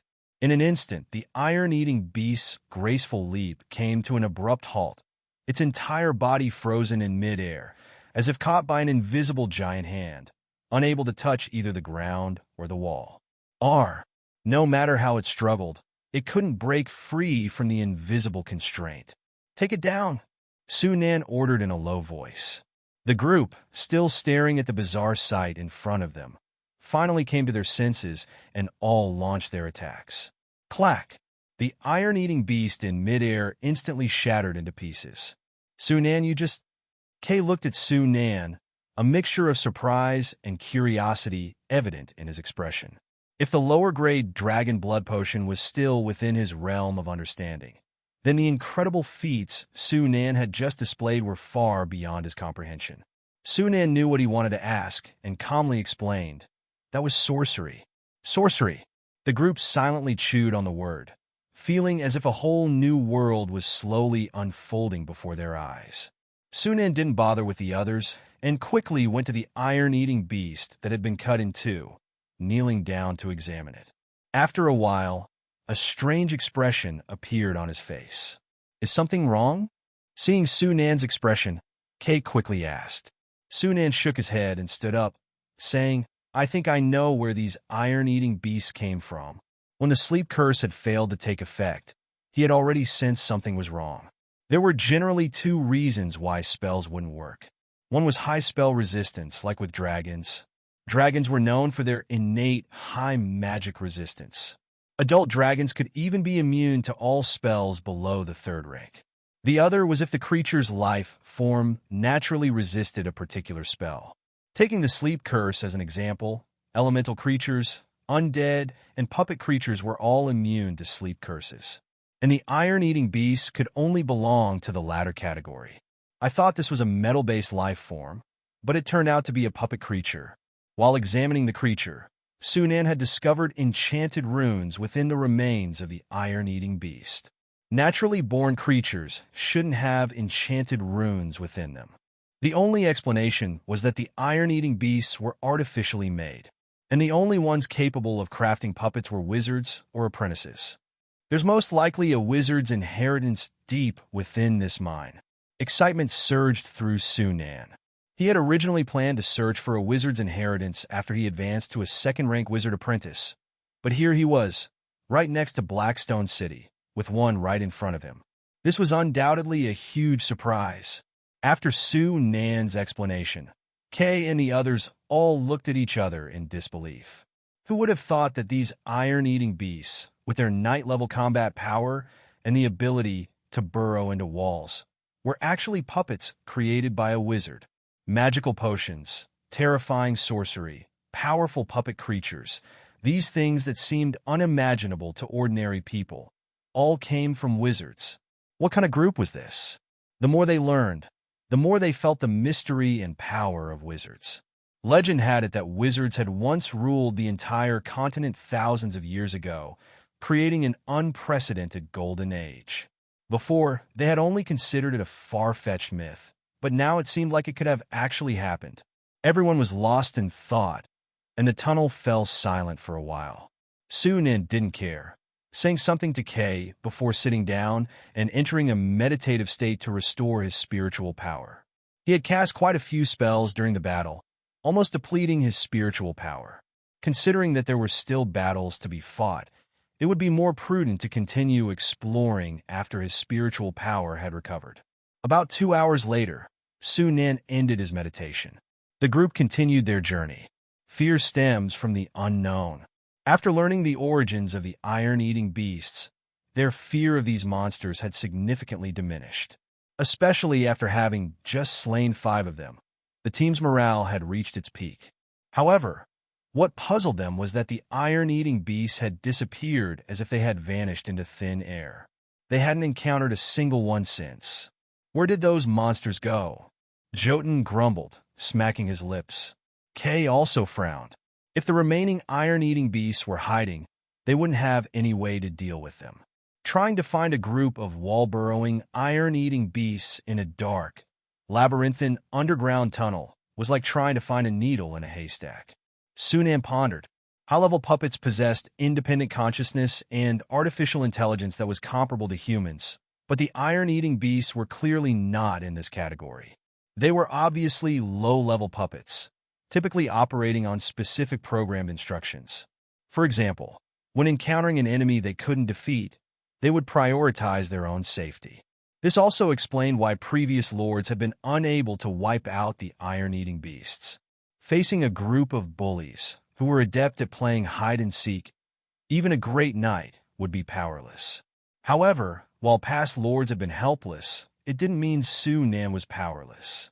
He closed his eyes and focused his mind, sensing the energy particles in the air. As expected, these iron-eating beasts were likely guarding the unknown wizard's inheritance deep within the mine. As long as they found the location of that inheritance, the iron-eating beasts would inevitably appear to stop them, allowing for their complete annihilation. And wherever the wizard's inheritance was, the concentration of energy particles would surely be far greater than in other areas. As long as they followed the direction of higher energy particle concentration, they would most likely find their target. After a while, Sunan opened his eyes and pointed to the right tunnel entrance, saying, "Go that way." Kay paused for a moment before realizing what he meant, and immediately took the lead, heading right. Everyone else came to their senses and followed suit. Along the way, the team moved forward in fits and starts. Whenever they encountered a fork in the road, Sunan would stop to sense the area for a while before deciding which way to go. They walked for what seemed like an eternity until they suddenly came to a halt. This time, it wasn't because they had encountered any monsters or found a fork in the road, but because the road had ended. To be precise, a large, dark door had appeared in the middle of the tunnel, blocking the entire passage. The tightly shut door completely sealed off the tunnel. A dark iron door, etched with peculiar patterns that intertwined and radiated an air of arcane mystery, stood before them. Kay and the others were baffled, but Sunan recognized the patterns instantly. Enchantment runes. The rune structure was simple, appearing to be a basic magic trap. Touching the door would trigger an alarm and attack the trespasser. However, these runes were dull and faded, clearly deactivated, likely due to years of erosion. Even the most intricate enchantment runes couldn't withstand the passage of time. Is that the place where the iron-eating beasts were created? Kay looked at Sunan, who nodded and added, "Be careful. Those iron-eating beasts won't let us enter without a fight." As if responding to his words, the moment Sunan finished speaking, iron-eating beasts surged out from the rock walls on either side of the iron door, charging toward them with a rush of wind. Prepared for this, the group roared and met the onslaught head-on. Only Bread stepped back, holding his heavy shield in front of Sunan. Having witnessed Sunan's abilities, everyone knew he was the key to dealing with the iron-eating beasts and naturally prioritized his safety. Sunan uttered a strange syllable, but instead of acid splash, he used Master's Hand. A beast that leaped towards Kay, just 10 meters away, abruptly stopped in midair, defying gravity. Its limbs flailed wildly, unable to land. Kay's eyes lit up, and he seized the opportunity, dashing forward, landing consecutive blows on the same spot on the beast's neck, severing its head. The headless iron-eating beast plummeted to the ground, lifeless. Compared to the single-use acid splash, Master's Hand, although less powerful, had a longer duration, making it perfect for working in tandem with Kay to kill the iron-eating beasts. It's a good thing that low-level puppets are not very intelligent. Otherwise, these guys would have rushed in and attacked the squishy spellcaster first. Bread alone probably wouldn't be able to hold them off. Sunan silently mused .n/o/vel/b/.c/om. Of course, if the iron-eating beasts weren't puppets, he wouldn't be restricted to just Acid Splash and Master's Hand. A single flash spell would blind these creatures, who were highly sensitive to light and lived in the dark underground depths, making them easy prey. Working in unison, the group systematically brought down each iron-eating beast. As Sunan had guessed, the iron-eating beast's primary function was to guard the iron door. Even as they suffered heavy casualties, they showed no signs of retreat. After 10 minutes, with a sharp crack, the last iron-eating beast was split in half, crashing to the ground.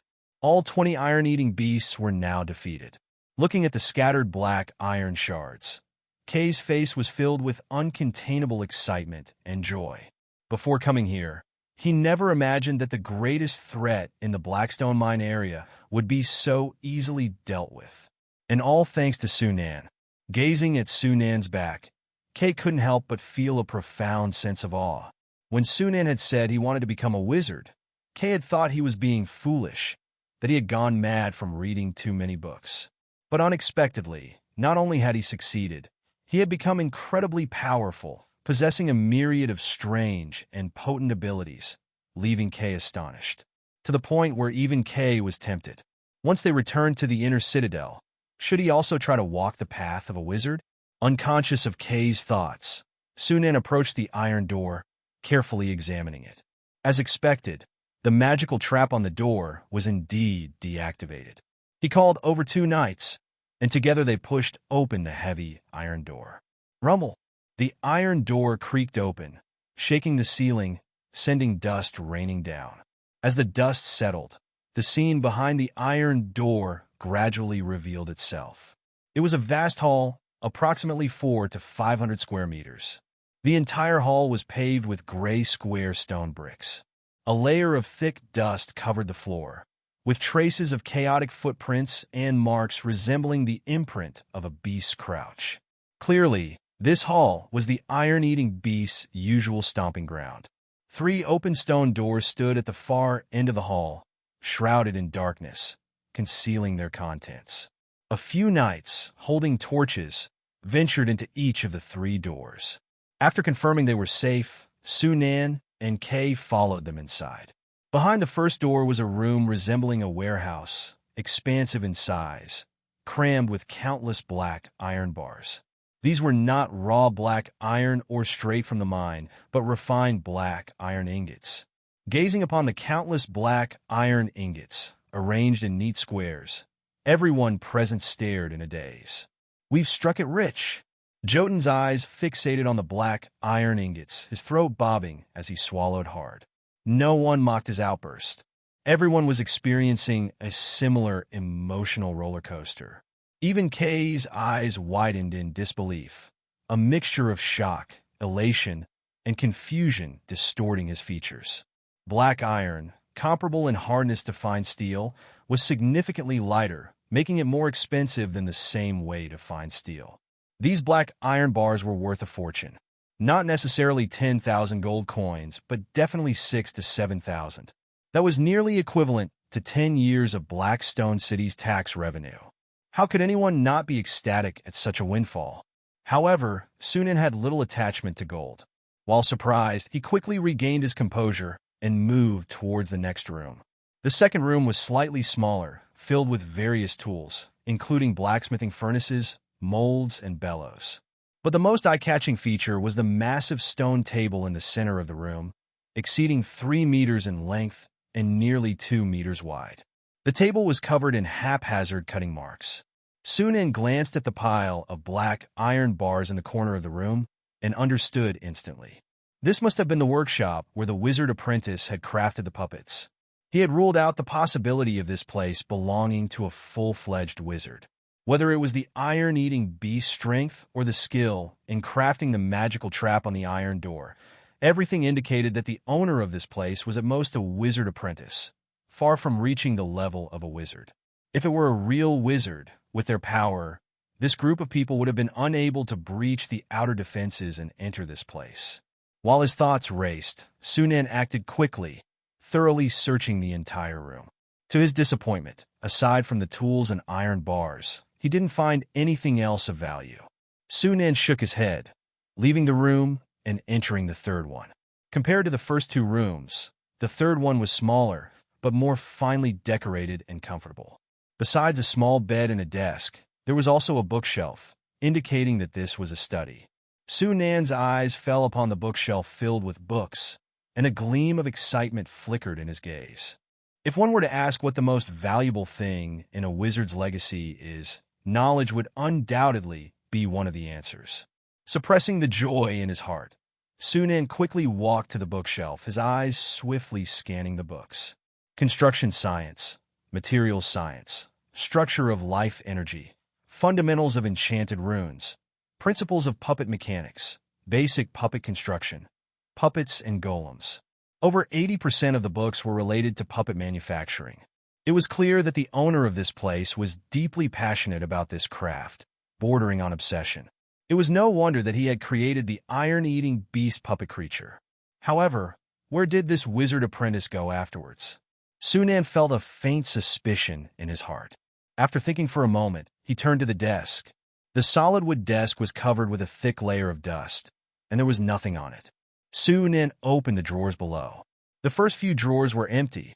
Only the last drawer contained 2 diaries, a ring, and 2 boxes. Sunan took out the top diary and opened the cover. The slightly yellowed first page had only a single line of words. Ong MacLean, recorded on Starlight Calendar 1124. Starlight Calendar 1124, that was about 125 years ago. The appearance of the iron-eating beast in the Blackstone mine area seems to have been just over 100 years ago. Sunan pondered, continuing to turn the pages. The paper of the diary. He didn't know what material it was made of, but it had survived for so long and remained intact. Starlight Calendar 1124, April 12th. Today, I finished the exploration of the Blackstone iron mine. As I expected, the reserves of this mine are quite rich. Now my puppet experiments have enough materials to use. This is good news. I've decided to build a laboratory deep in the mine shaft as my future retreat. Starlight Calendar 1126, February 8th.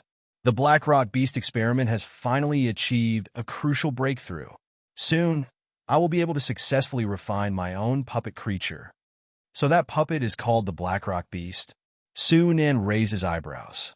Starlight Calendar 1127, March 15th. Haha, success. I have finally successfully refined the first Blackrock beast. This is my own puppet creature.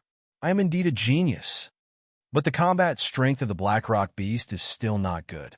Compared to a formal knight, it is much inferior. There are still many areas that need improvement. I need to collect more combat data. It just so happens that there are a lot of knights outside. Let them be the opponents of the Blackrock beast. What a bunch of lucky guys. Starlight Calendar 1128, June 10th. The improvement experiment is going well. The Blackrock beast now has a combat strength level comparable to that of a junior knight. Unfortunately, that cowardly lord abandoned this mine. I have to find new targets for providing combat data. Perhaps the black-scale lizardmen to the north are a good choice. Each page of the diary contained only a few lines of words, and the time spans were relatively large, with the shortest interval being more than half a year.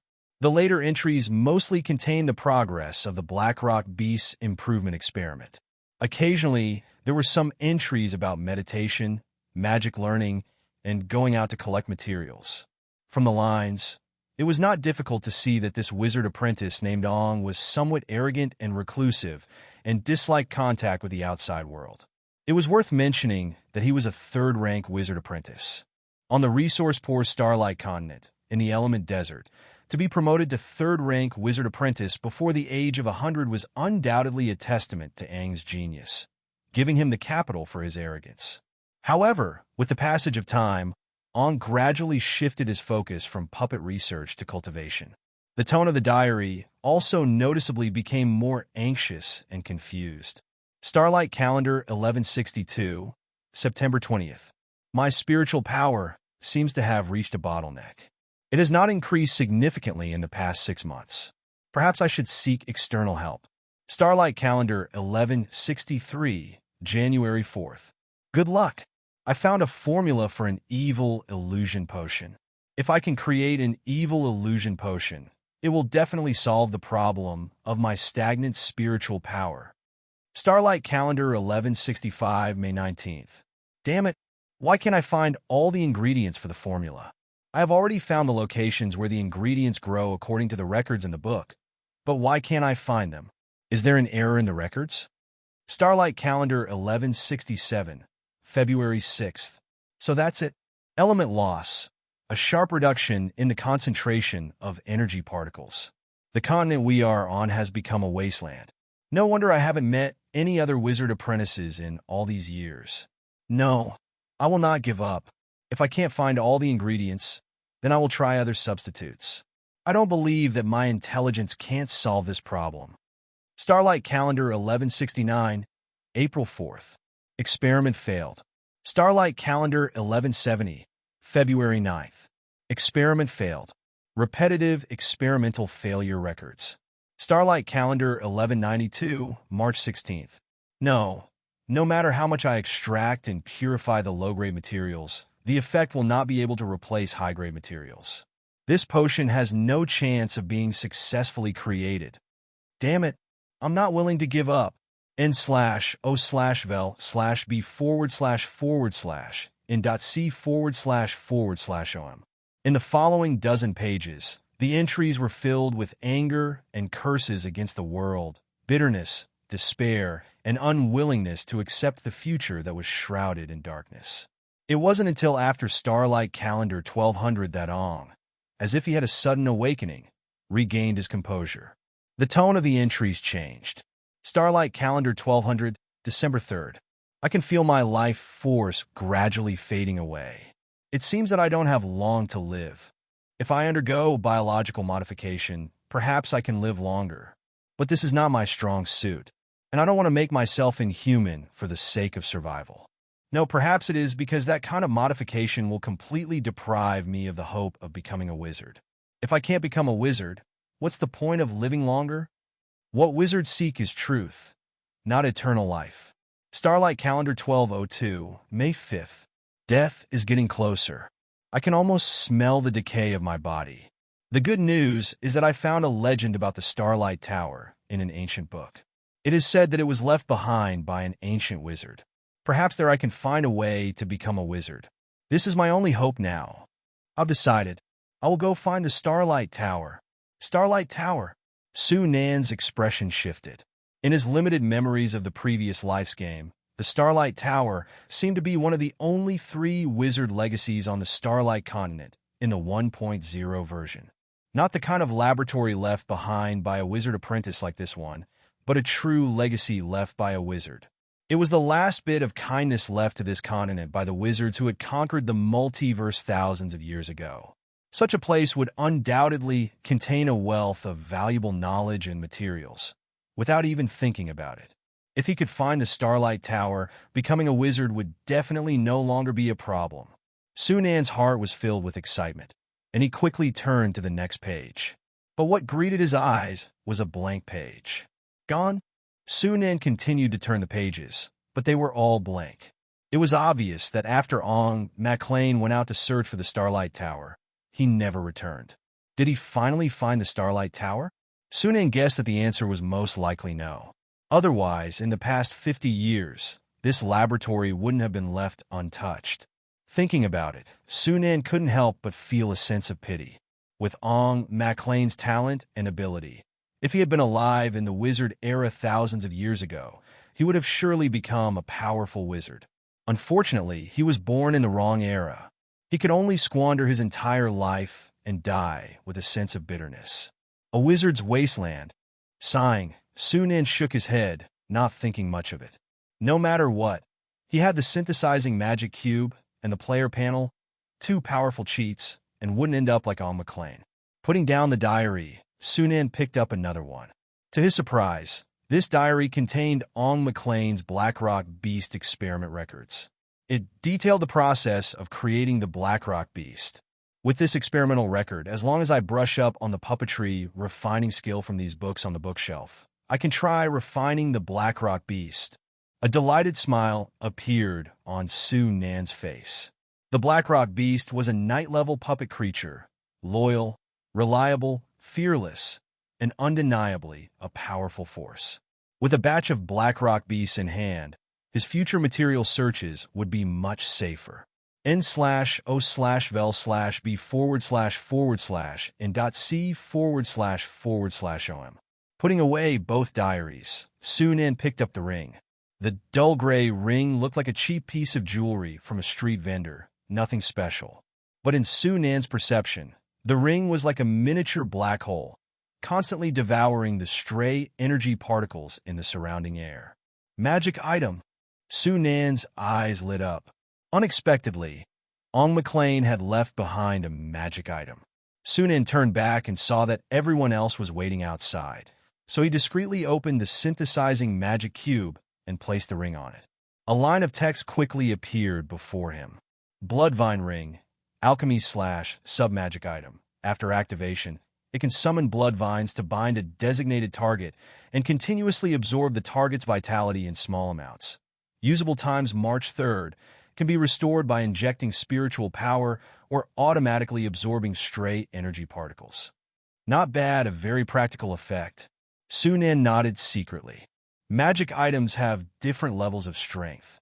The lowest level is alchemy grade, also known as sub-magic items. These magic items typically have only one single enchanted property. For example, dimensional bags, spatial rings, or various enchanted weapons with sharpness, bleeding, black steel, etc. Don't underestimate these lowest-level magic items. Their power is quite impressive. Taking the Bloodvine Ring as an example, Su Nan estimated that even a peak knight would likely be unable to break free from the Bloodvine's restraint. For him, a wizard apprentice, a sub-magic item is undoubtedly very valuable.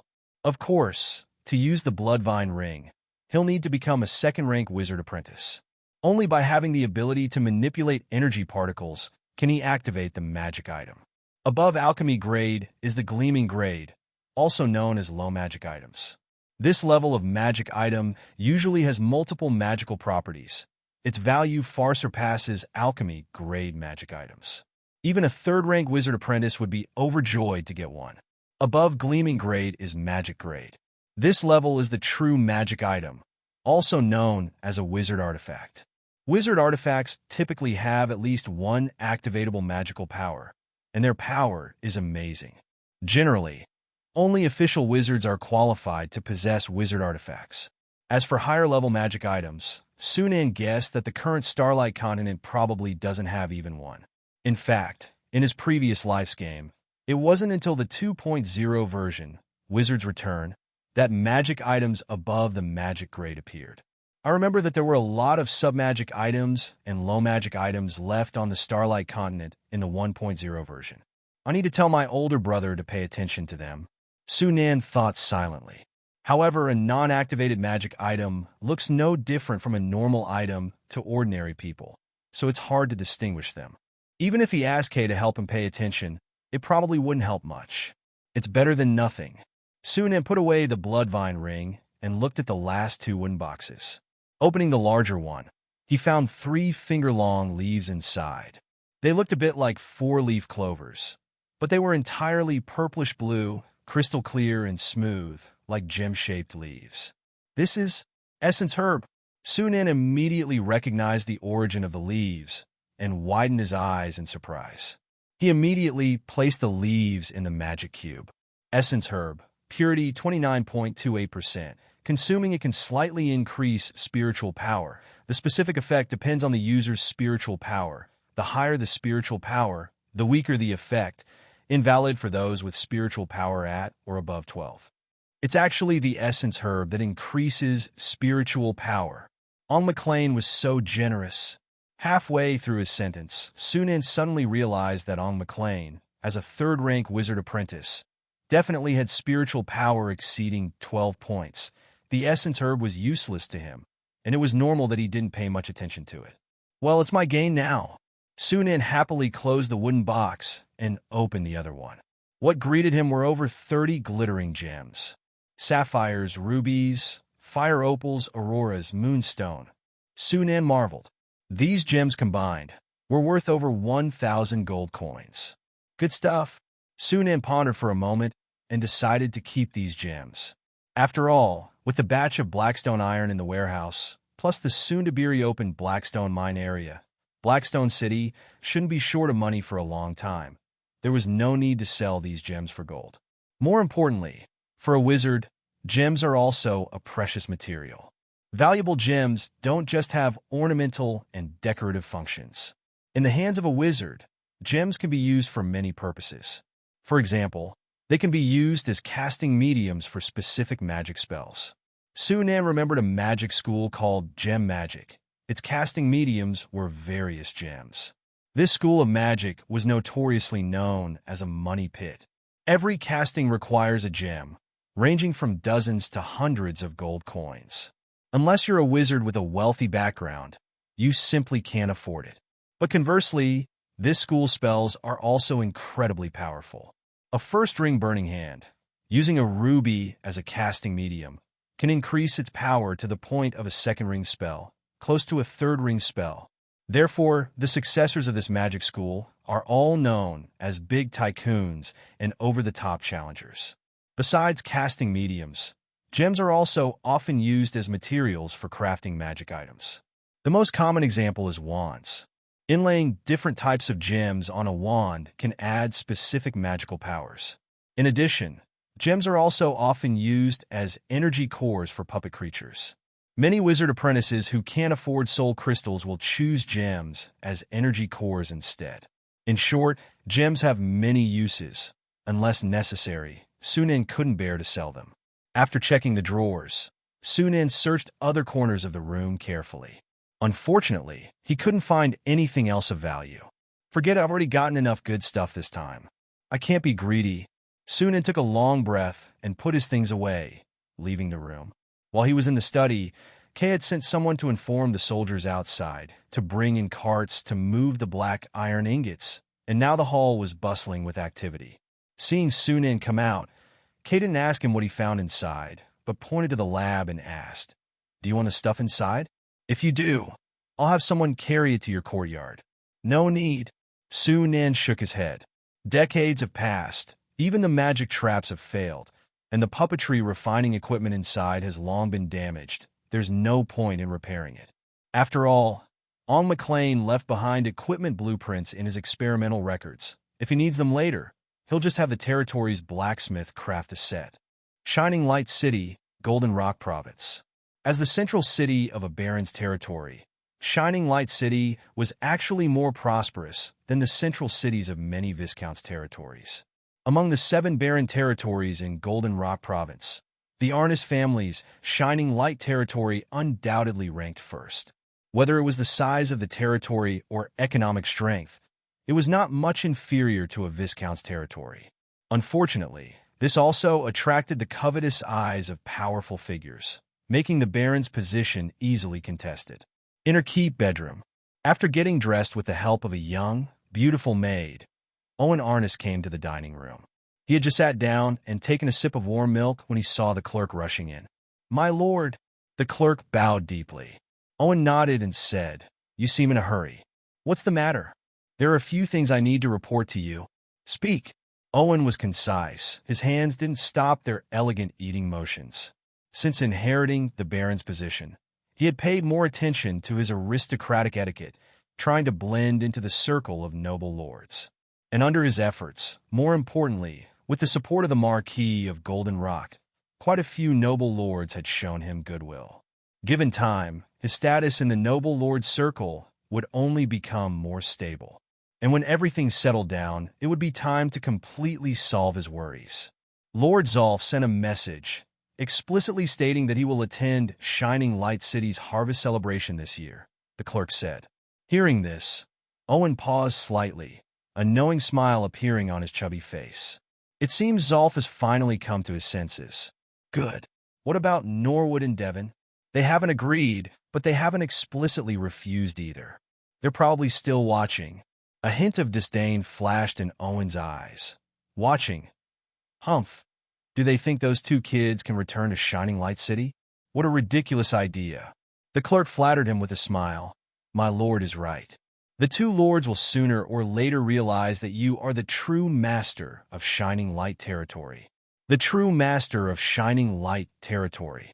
This title made Owen's expression soften, and his mood brightened. Speaking of which, what are my 2 nephews doing lately? The clerk hesitated, then said, I heard they are planning to restart the Blackstone Mine area. Blackstone Mine area? Owen was slightly taken aback. He had heard about what happened in Blackstone City back then, and naturally knew about the situation in the Blackstone Mine area. He couldn't help but show a confused expression. Do they have a way to deal with the monsters in the mine? I'm not sure about that either. The clerk glanced at Owen and explained cautiously. Blackstone City is blocked off the mine area. My people can't get any information about the specific situation there. Seeing Owen frown, he quickly added, Don't worry, my lord. If they really restart the Blackstone Mine area, my people will definitely get the news. Owen thought about it and no longer dwelled on this matter. He turned to ask, Anything else? The clerk quickly replied, There is one more thing. Yesterday, Earl Storm was attacked by the Starfire sect while hunting. He was seriously injured, and Storm territory is in chaos now. Clang! The sharp sound of a knife and fork touching the porcelain plate echoed. Upon hearing this news, Owen lost his previous elegant demeanor. He put down his knife and fork, stood up, and asked with a serious expression, Seriously injured? How serious? The clerk hesitated. He has been unconscious for a day and a night. He hasn't woken up until now. Owen's face changed slightly. From the looks of it, Earl Storm's situation wasn't optimistic. Owen sat back down, his expression changing constantly. He didn't care about Earl Storm's life or death. He was more concerned about the subsequent impact of this event. Earl Storm was one of the 2 powerful earls in Golden Rock Province, second only to the Marquis of Golden Rock. Unlike Earl Winterfrost, who had a close relationship with the Marquis of Golden Rock, Earl Storm had always kept his distance from the former, even being considered somewhat indifferent. For the Marquis of Golden Rock, who sought to control the entire Golden Rock province, the existence of Earl Storm was quite an eyesore. Others might not know, but Owen knew that the Marquis of Golden Rock and the Starfire sect weren't simple acquaintances. He was able to seize the position of Baron Shining Light with the help of the Starfire sect behind the scenes.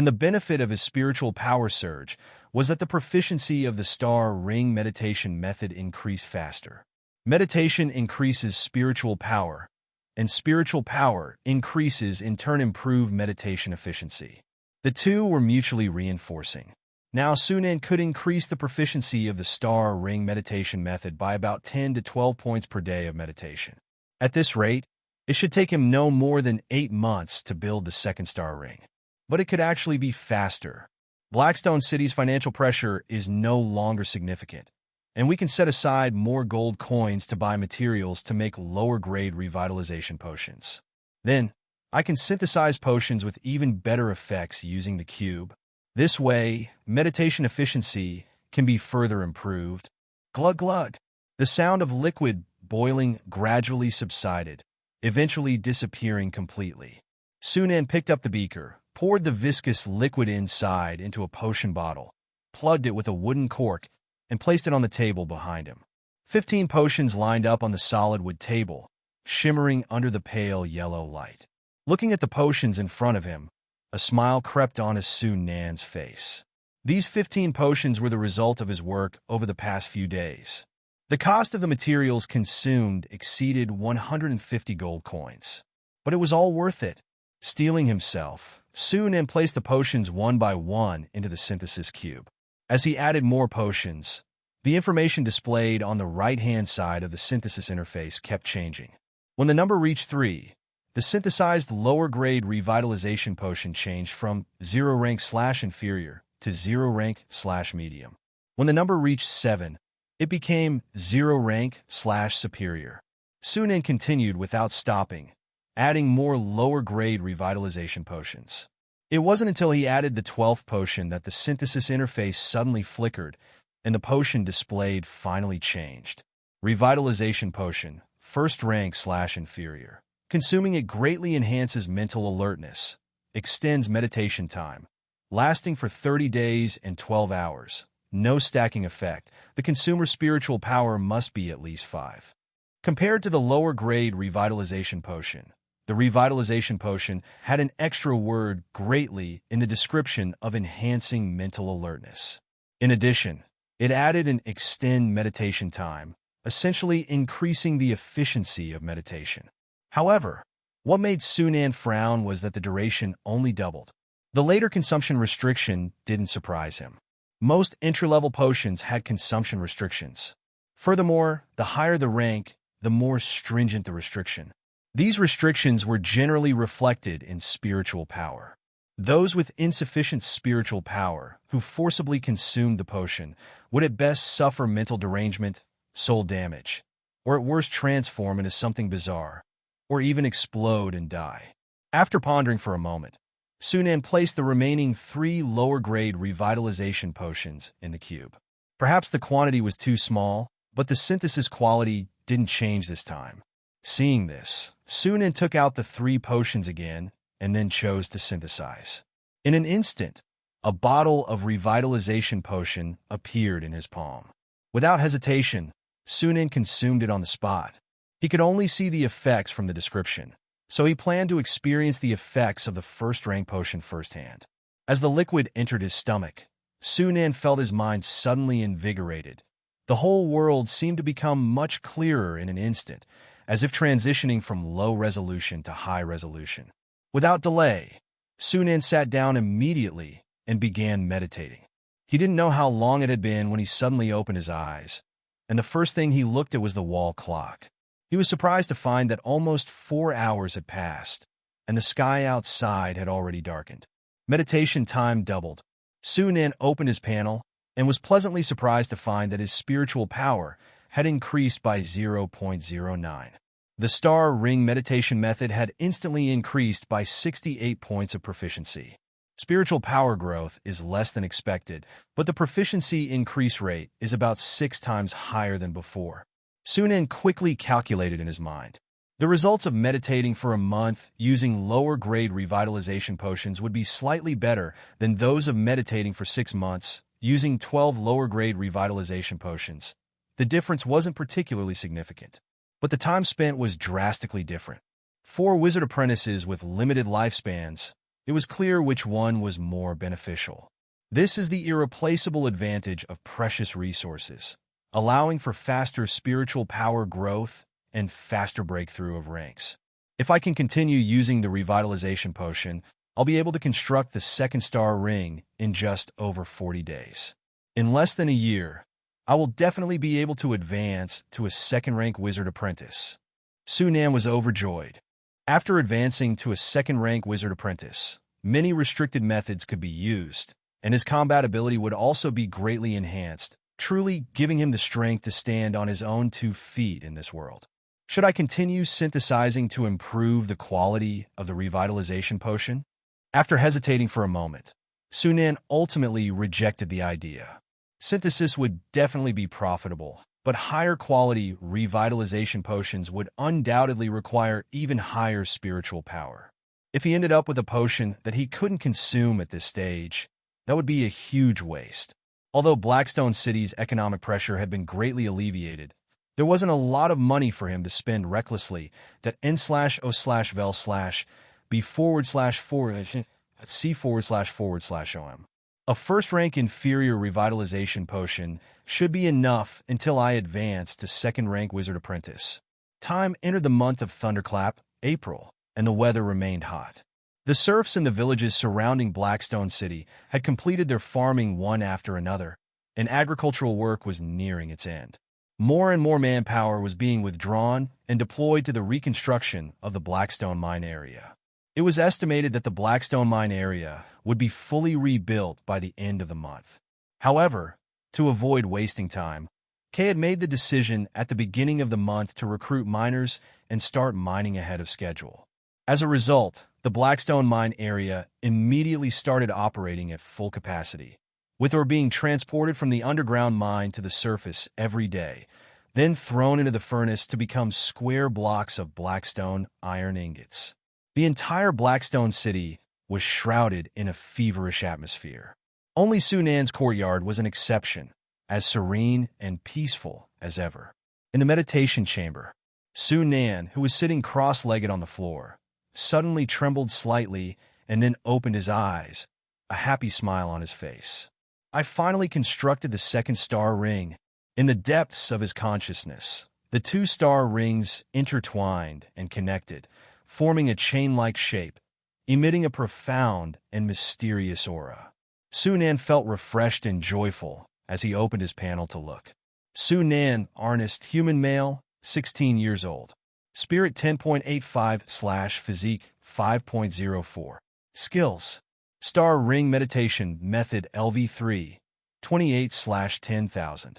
Potion Making LV2, 629/3000.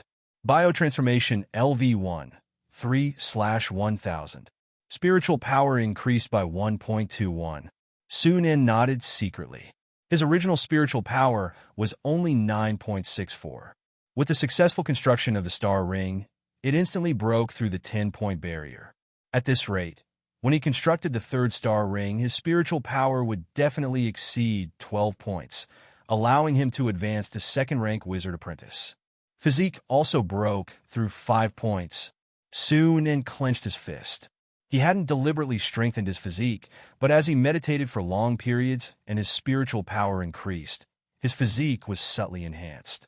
It was estimated that when he advanced to second-rank wizard apprentice, even if his physique couldn't compare to a formal knight, it wouldn't be much different. The proficiency of the third-rank star ring meditation method has more than doubled, but 10,000 points of proficiency can be fully acquired in half a year if you're fast. Sunan's gaze swept over the skill bar, stopping at biotransformation at the bottom. This was a skill he had mastered just yesterday. Since gaining potion, making, and puppetry refining, Sunan had spent most of his time on these two skills, only occasionally taking time to brush up on the learning progress of biotransformation. However, the learning progress of this skill had already been more than halfway there. After months of intermittent brushing, it finally reached 100% yesterday, appearing on the skill bar. As long as I continue on the wizard's path, I will sooner or later come into contact with the field of biotransformation. At that time, this skill will be useful. On the other hand, his spell learning was also going smoothly. He had already mastered the Unlock spell, Detect Poison, and Fatigue Touch that he acquired later. The former two were self-explanatory, as their names suggest the spell effects. Fatigue Touch was an attack spell. It could inject negative energy into the target by contact, causing them to fall into a fatigued state. Its practicality was, to put it mildly, mediocre. It was only because he didn't have any other spells to choose from that Sunan learned this spell. I asked my older brother to collect wizard scriptures and magical items. I wonder how things are going. Leaving the courtyard, Sunan headed towards the main building of the inner castle. The patrol soldiers he met along the way all saluted him and greeted him. Out of consideration for keeping his secret, Sunan had his elder brother seal the news of him becoming a wizard apprentice. As a result, the commoners and ordinary soldiers in Blackstone City didn't know much about Sunan, only that the Lord's younger brother was somewhat secluded and rarely went out. Only the knights who knew the inside story would feel a deep sense of awe towards Sunan. Entering the main building, Sunan went straight to the third-floor study. Except when discussing matters with the generals in the council hall, Kay usually handled government affairs in the study or went to the training ground to practice. According to his usual habits, he should be in the study at this time. As soon as he stepped onto the third-floor corridor, Sunan saw a beautiful maid coming out of the study. Seeing her disheveled clothes, flushed cheeks, and damp hair, it was obvious that she had just experienced a vigorous exercise. Noticing someone coming up, the maid turned her head and saw it was Sunan. She was immediately startled and bowed awkwardly. "Master Sunan." Sunan looked at the maid with a strange expression. He vaguely remembered that this maid seemed to be a widow. He didn't expect his elder brother to have this kind of taste. Go down. Sunan waved his hand. The maid hastily retreated. Sunan stood at the door for a while before pushing it open and going inside. Kay, who was behind the desk, had already put on his clothes and was holding a book, reading intently. Hearing the sound of the door opening, he looked up and said with a natural smile, "It's Sunan. Is there something you need to see your elder brother about?" Sunan didn't expose him, pulled up a chair and sat down, asking, "How's the Blackstone Mine area going?" "Very smooth." When it came to the Blackstone Mine area, a smile appeared on Kay's face. "It's only been half a month, and we've already earned over 100 gold coins from selling Blackstone iron. This is just the beginning, and the mine's output will increase further in the future. Once it stabilizes, the territory will be able to earn at least 4,000 or 5,000 gold coins annually just from selling Blackstone iron. A barren territory might only earn 4,000 or 5,000 gold coins a year. Blackstone City, with just a single city, had an annual income comparable to a barren territory. The gold-making ability of the Blackstone Mine area was evident. How has Shining Light City reacted? Sunan asked. The activity in the Blackstone Mine area was too big to be hidden for long. If nothing unexpected happened, Shining Light City must have already known about the reopening of the Blackstone Mine area. As long as Owen wasn't stupid, he wouldn't stand idly by and watch Blackstone City grow stronger with the help of the Blackstone Mine area. It goes without saying that he would try to obstruct it. Kay's smile faded, and he pondered, the buyers of Blackstone iron are mainly the lords and trading houses in the Thornflower Duchy. They don't use the Jin Yin province route. It won't be that easy for Owen to intercept them. The Thornflower Duchy was a duchy with the same status as the Starsea Duchy, and its border happened to be next to Blackstone City. If they traded with the Thornflower Duchy, the merchant caravans wouldn't have to pass through Jin Yin province to reach Blackstone City, avoiding the possibility of Owen using the checkpoints along the way to create trouble. Of course, Owen could send troops to cut off the route.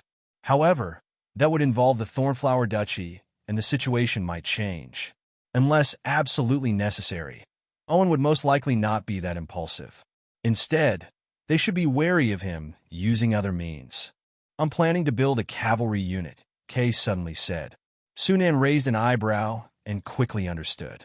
The reason Owen was able to occupy the position of Baron and suppress the other 3 noble knights in his silence was that he had an elite cavalry regiment of 500 men under his command. Blackstone City would sooner or later clash with Owen, and they had to prepare for it in advance. The best way to respond was to build an equally powerful army. "It's going to cost a lot of money," Sunan said. Kay nodded. "Buying warhorses, armor, all of that will cost a lot of money. In this era, warhorses and armor were extremely expensive. Buying a warhorse and a set of armor would cost at least 30 or 40 gold coins. Subsequent cavalry training, warhorse upkeep, and equipment maintenance would also be a huge expense. It could be said that cavalry regiments were money pits. Most of the tax revenue in many territories was consumed by them. It was precisely for this reason that the number of cavalry under one's command became a standard for judging the strength of a lord. Even though Blackstone City had the Blackstone Mine area, a money-making tree, it would still be very difficult to build an elite knight regiment. "If that's the case, I have a solution," Sunan said, his eyes twinkling. "What solution?" Kay's eyes lit up, and he eagerly asked. Having witnessed Sunan's many amazing abilities, he had developed an almost boundless trust in his younger brother. Hearing Sunan say that he had a solution, he felt a surge of hope in his heart. "Blackrock Beast," Sunan stated succinctly. Kay immediately understood his meaning, and his eyes lit up. He had already seen the fighting ability of the Blackrock Beast. It was comparable to a knight. The key was that this puppet creature was fearless and tireless. It didn't need to eat. If they could be used as mounts, they would be the best mounts. "Can you create a Blackrock Beast?" Kay asked, his eyes full of hope. "It should be no problem," Sunan replied. Thanks to the enhancement effect of the revitalization potion, his puppetry refining, learning progress had accelerated considerably in recent days, and now it was over 90%, to n/o/b/b/in.c/om. At most, he would master this skill in 4 or 5 days. At that time, he could create a Blackrock beast. Great! Kay was overjoyed, and he subconsciously stood up, walking back and forth excitedly. He didn't know what to say.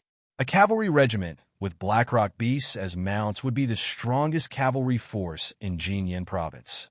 If he could control such a cavalry regiment, he wouldn't need many men, just 300, and he would be confident in counterattacking Shining Light City. In addition to his excitement, Kay looked at Su Nan, and a sense of admiration welled up in his heart. After returning from the mine pit, he had obtained the Enlightenment book from Su Nan and wanted to test if he had the potential to become a wizard apprentice. However, after reading only 2 pages, his head felt like it was about to explode. He had no choice but to give up. It proved that he didn't have the aptitude to become a wizard apprentice. Kay had been regretful for several days. But later, he also came to understand that it was okay if he couldn't become a wizard apprentice. As long as Su Nan was there, it was enough. With Su Nan's support, they brothers would surely revive the Arnis family. For a while, Kay calmed down his excitement and patted Su Nan on the shoulder. I'll leave this to you. If you can make it happen, you'll be the great hero of our family. Su Nan just smiled lightly at his words and changed the subject, mentioning the reason he had come. After listening, Kay slapped his forehead and laughed. I was just about to tell you about this. He got up from his desk, motioning for Su Nan to follow him. A while ago, I asked the Firefox Trading House in the Thornflower Duchy to help find what you wanted. They arrived in Blackstone City this morning and should be resting at the tavern now. Let's go and see them. Walking down the street, Su Nan was surprised to find that the city was much busier than before, with significantly more people. Many of them wore leather armor and carried weapons, giving off a tough impression. Noticing Su Nan's observing gaze, Kay explained with a smile. After the Blackstone mine area reopened, many merchant teams heard the news and rushed over. These people include many merchant team members and accompanying mercenaries. Su Nan understood. A city's prosperity often starts with booming commerce. As long as the Blackstone mine area continued to be developed, it wouldn't be long before Blackstone City became one of the top cities in the Golden Rock province. As they walked, Su Nan saw a makeshift shelter built from wooden planks. More than 10 people were bustling about inside, some boiling porridge, some handing out the porridge. A group of ragged and emaciated people lined up in front of the shelter, their eyes fixed on the porridge stall, their throats constantly moving, their faces filled with eagerness. But under the watchful eyes of the soldiers nearby, who were subtly warning them, they could only wait patiently in line. Who are those people? Su Nan asked Kay. They are refugees from the Jinghua Duchy to the west. There's a war going on there, and many civilians are displaced. I sent people to receive them and plan to bring them into the city. Su Nan pondered what he heard. The foundation of a city's prosperity, aside from income, is population. Blackstone City was located on the border, and its population was not large. Even the army only had around 500 soldiers. This was a congenital disadvantage. If this issue wasn't addressed, Blackstone City would never grow, and the cavalry regiment would not be able to be formed. And absorbing refugees was undoubtedly a very good solution to this problem at n/o/vel/b/in.c/om, especially the refugees who survived the long journey. Most of them were young men and women with good physiques. After joining the territory, they could become laborers after resting for a few days. Young and strong people could directly join the army, strengthening Blackstone City's military power. Before winter comes this year, I plan to take the initiative to attack the Black-Scale Lizardman tribe in the Redhorn Wilderness. Kay continued with a determined look in his eyes. Shifting the battlefield to the Redhorn Wilderness will also reduce the amount of war Blackstone City has to endure. Su Nan nodded knowingly. Although Kay didn't say it, both of them knew the more important reason. With more Black-Scale Lizardman blood, Blackstone City could cultivate more knights. They then talked about recent events in the Golden Rock province. Upon hearing that Earl Storm had been attacked and critically injured, falling into a coma, Sunan couldn't help but feel a little surprised. Earl Storm was a great knight himself, and also a powerful lord. The guards around him were undoubtedly very tight. Under such circumstances, the assassin was still able to critically injure Earl Storm. What kind of organization was the Starfire sect? Seeing Su Nan's uncertainty, Kay explained, the Starfire sect is a mysterious sect that emerged more than 10 years ago. It has developed extremely fast, growing into a sect with widespread influence within the duchy in just 3 or 4 years. They are very secretive. Their sect's purpose is unknown. It is said they have secret dealings with many nobles, but they haven't stopped assassinating nobles, which is very strange. The more Su Nan heard, the more he felt something was wrong. This trajectory of development, could there be a wizard apprentice behind the Starfire sect? Su Nan recalled, but he didn't have much impression of the Starfire sect. After all, when he started playing the game in his previous life, it was already version 2.0. In version 1.0, unless it was something very important related to wizards, he didn't know much about it. As he was pondering, a commotion suddenly came from ahead. They turned the corner and arrived near the tavern. The tavern door was wide open, and the sound of boisterous laughter and noise came from inside, as if many people were shouting. When they walked in, they found that someone was having a drinking contest. 2 burly men sat on opposite sides of a round table, pouring alcohol into their mouths as fast as they could. While drinking, they kept casting provocative glances at each other. More than 10 tall and strong men surrounded them, cheering loudly, and bursts of thunderous cheers broke out from time to time. Su Nan's eyes swept across the crowd, landing on one of the men drinking. The man was about 25 or 6 years old, with a rough appearance and very thick body hair. His exposed arms, open chest, and half of his face were covered in hair. His eyeballs were amber-colored, looking more like the pupils of a beast than human eyes. Beast man. Su Nan's expression moved slightly, and he subconsciously blurted out. Beastmen were originally the product of wizard experiments. They were mostly bloodthirsty and vicious, with a strong tendency towards aggression. Once they experienced any external stimuli, they could easily lose control of their bloodthirsty instincts and transform into ferocious beasts, attacking everything they could see that was alive. In ancient times, the earliest beastmen had caused a beastman calamity, resulting in a large number of casualties, which was only suppressed later by the wizards. However, after many years of breeding and bloodline weakening, the later beastmen had improved a lot, and they could basically control their own beastman abilities. Beastmen could not cultivate breathing techniques, but their physiques were far superior to ordinary humans. An adult beastman would have the strength of a probationary knight. Some beastmen with beast blood flowing in their bodies, after hard training, could even have the powerful strength of a knight. However, in contrast to their strong physique, the lifespan and reproductive capacity of beastmen were far worse than that of normal humans. To this day, very few beastmen could be seen on the continent. Even if there were, they mostly lived within the Sanjin Empire. Su Nan didn't expect to see a descendant of a beastman here.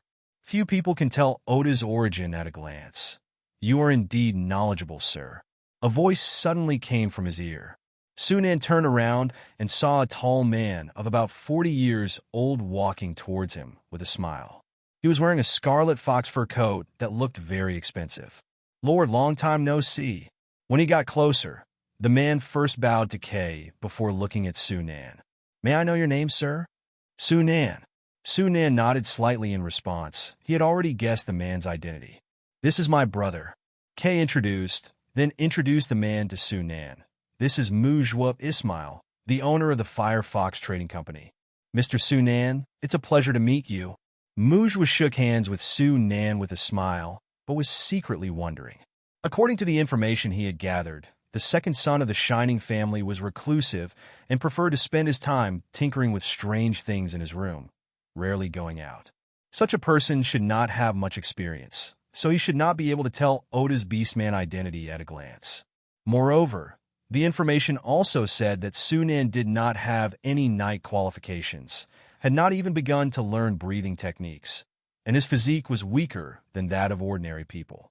But looking at Su Nan in front of him, he was tall and straight, his eyes bright, and his spirit was full of vitality. How could he look weak and vulnerable?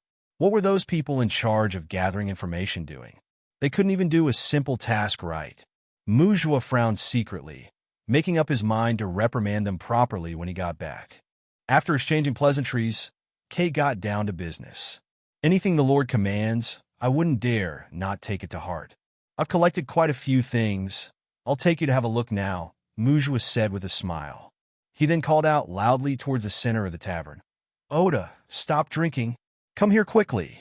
The beastkin named Oda had just defeated his opponent in a drinking contest and was basking in the cheers and flattery from those around him.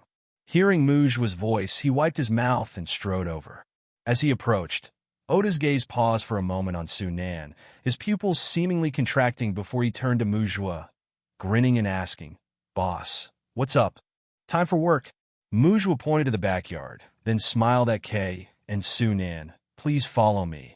The Firefox Trading Company's carriage and goods were all placed in the backyard, guarded by more than a dozen fully armed men. Judging from their uniform clothing and weapons, they were not mercenaries, but private soldiers cultivated by the Firefox Trading Company. Su Nan's eyes flickered slightly. In this era, trading companies with the strength to cultivate private soldiers were all large-scale organizations. It seemed the Firefox Trading Company had a significant foundation. Following Mujua's instructions, Oda carried a heavy wooden box from one of the carriages and placed it on the ground with a bang. Opening it, there were more than a dozen thick books inside, along with 5 small boxes. These are all the things Lord wants, Mujua said with a smile. But to his surprise, Kay only nodded and didn't make any move. Su Nan, on the other hand, walked over to the box and squatted down to examine the contents. There were 14 books in total, 4 of which were duplicates of books Su Nan already owned. It was unavoidable. Ordinary people couldn't understand the words written in wizard books, so naturally, they couldn't be asked to make a selection during collection, and duplication was inevitable. The remaining 8 books were also of the type that could not trigger skills. However, Su Nan was not disappointed. Although they couldn't trigger skills, more new knowledge was always better. After all, for wizards, knowledge meant power. Moreover, he had the identity of a player, and as long as the reading progress of a book reached 100%, he could completely master the knowledge contained within. This alone gave him a huge advantage over other wizard apprentices. But there was one book that piqued Su Nan's interest: the extraction and transformation of green chameleon abilities. From the preface, this book discussed how to extract the bloodline containing chameleon abilities from a lizard called the green chameleon and then fuse it into the human body for transformation, allowing the person to possess a chameleon-like camouflage ability that adapts to the environment. A pretty interesting experiment, Su Nan muttered to himself, setting the book aside. He planned to read it carefully later. Then he opened the 5 small wooden boxes one by one. 3 of the boxes contained scrolls made of sheepskin. The moment he opened the boxes, Su Nan felt the energy particle fluctuations contained within the scrolls. It was obvious that the 3 scrolls were magic scrolls. Moreover, they all recorded first-ring spells, namely Freezing Ray, Mist of Concealment, and Level 1 Summoning Technique. Good stuff! A glimmer of joy flashed in Su Nan's eyes. His current spiritual power was not enough to learn first-ring spells, but using first-ring spell scrolls was no problem. Magic scrolls only required a small amount of spiritual power to activate, and any wizard apprentice could use them. Of course, if one's strength was insufficient and they used spell scrolls of a higher rank, they were easily susceptible to injury from the energy fluctuations. n/o/vel/b/in.c//om. But there was no such issue with first-ring spell scrolls. These 3 magic scrolls could play a significant role in battle. After a moment of delight, Su Nan continued to look at the remaining 2 wooden boxes. They also contained sheepskin scrolls, but they didn't record magic spells but other things. To Su Nan's astonishment, the first scroll recorded a formula for a revitalization potion. Essence of Mindheart Tree Sap, Essence of Phantom Python Bone Powder, thousand soul grass, and phantom soundflower are all rare and precious materials. Su Nan scoffed inwardly. In present-day Starlight Continent, collecting all these materials was no easy feat. Who knew how much manpower and resources it would cost? Even if he wanted to use the magic cube to synthesize suitable alternatives, he would have to go through numerous experiments. In comparison, using a lower-grade revitalization potion to synthesize a revitalization potion was easier. The second scroll recorded a technique called Energy Rune. Su Nan did have an impression of this technique. Energy Rune was a branch of enchantment, where one manipulates energy particles to condense a rune with elemental properties and attach it to oneself or other objects, adding corresponding elemental effects. For example, attaching a lightning rune to a weapon could temporarily give the weapon lightning damage and paralysis effects. Attaching a wind rune to oneself could make the body lighter and greatly enhance agility and flexibility.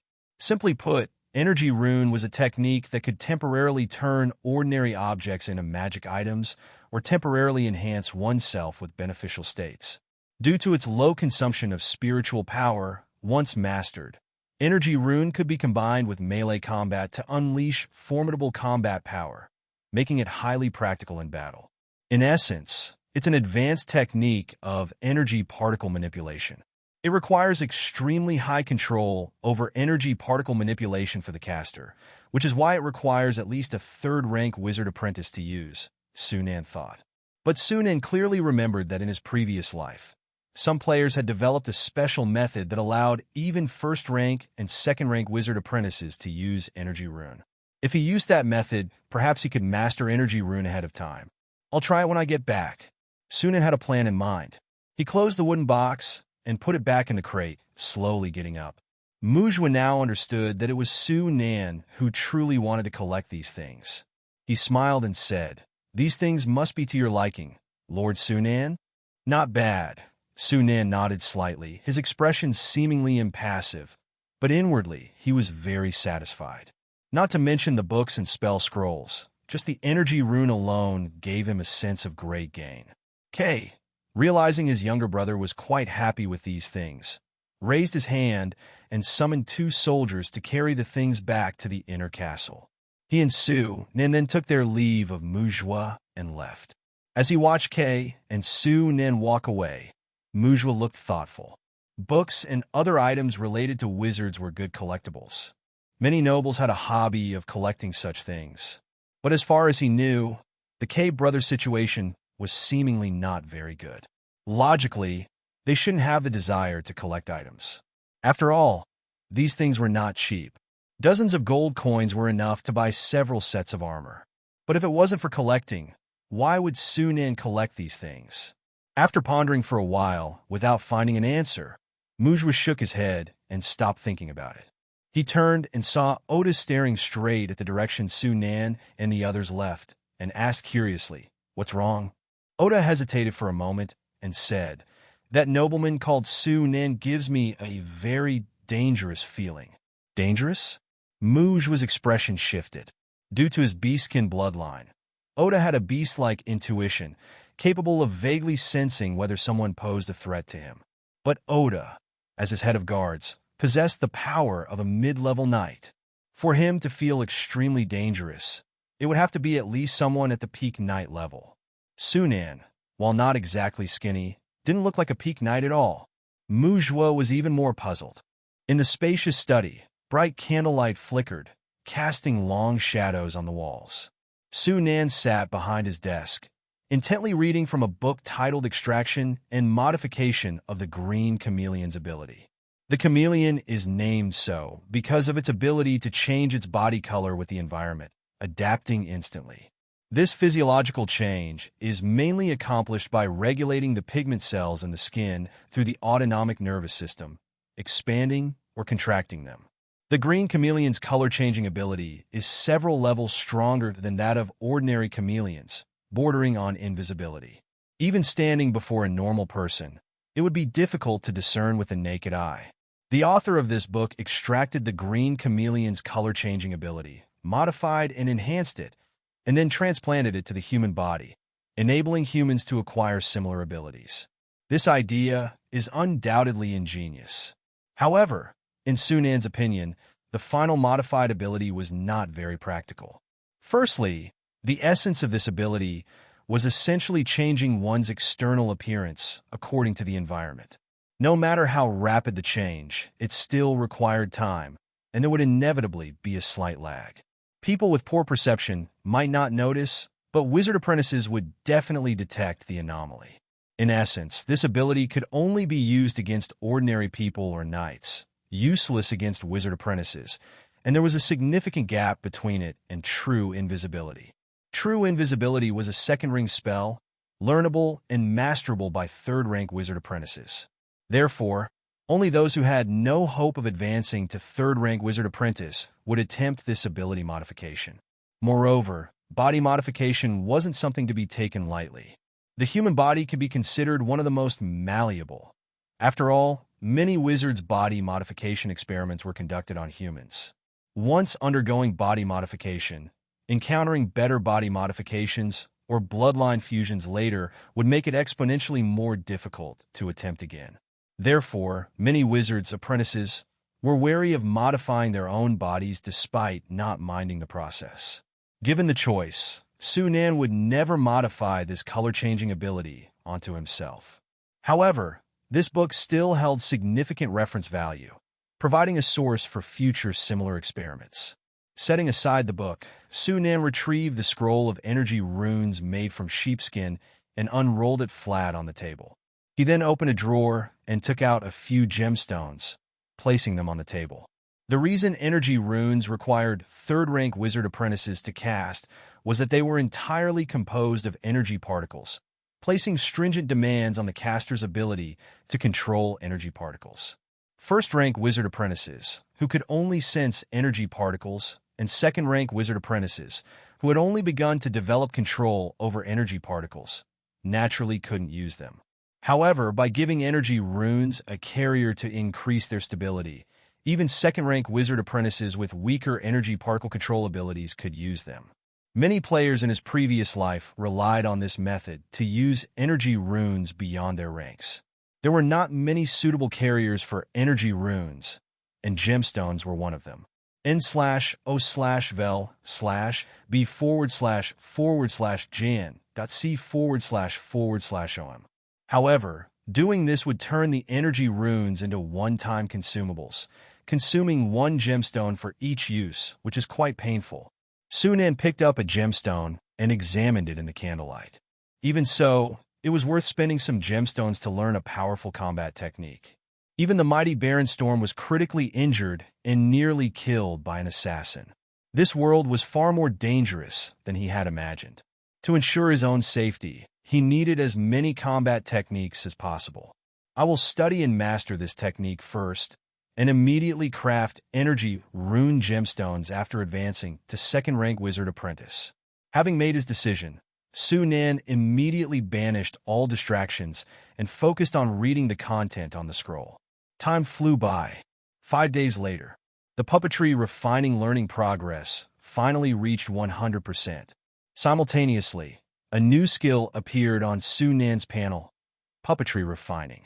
At the laboratory door, Sunan looked at the complete set of brand new puppetry refining equipment in the room and nodded silently. After returning from the Blackstone mine area, he had copied the equipment design drawings and had the city blacksmiths craft them. The equipment was completed and delivered to the lab days ago. Having successfully mastered the puppetry refining skill today, he could finally start experimenting with refining a Blackrock beast. The Blackrock beast's body was more than 90% composed of blackstone iron, the primary material. The other key material was the energy core. Sunan chose gemstones as the energy core. After all, he didn't possess a soul crystal, nor did he have the skills to create one. Even if he did, he couldn't make one at this time. A soul crystal, as its name suggests, is a crystal formed by the soul. Its raw material is purified souls. To produce a single, low-grade soul crystal, at least 1,000 ordinary human souls were required, or dozens of knight souls. Neither was achievable by Sunan at this time. He could only settle for using gemstones to create the energy core. With complete experimental records and the mastered puppetry refining skill, Sunan successfully refined a Black Rock beast on his first attempt. To his surprise, the Black Rock beast could also be put into the synthesis cube.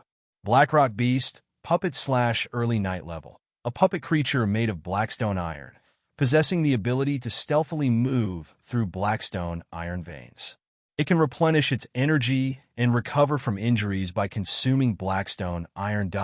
It seems that non-living entities can also be upgraded through the synthesis cube. Sunan nodded silently. With this, he could use the Black Rock beast to synthesize even more powerful puppets. As for the description, possessing the ability to stealthily move through blackstone iron veins, Sunan had seen it in the experimental journal of Angor McLean. It had disappointed him then because he had assumed the Black Rock beast possessed a similar ability to stealthily move through rocks. Right, if it had the ability to stealthily move through rocks, then it wouldn't be a low-level puppet. Shaking his head, Sunan looked at the leftover blackstone iron in the corner. Refining a Black Rock beast requires roughly 5 tons of blackstone iron. For the gemstone, cheaper types can be used, bringing the total cost to roughly 38 gold coins. This amount of gold could buy 2 or 3 high-quality warhorses. But considering the combat strength, the Black Rock beast was clearly more cost-effective. Forget it, I'll let my brother worry about the money. I'm only responsible for refining puppets.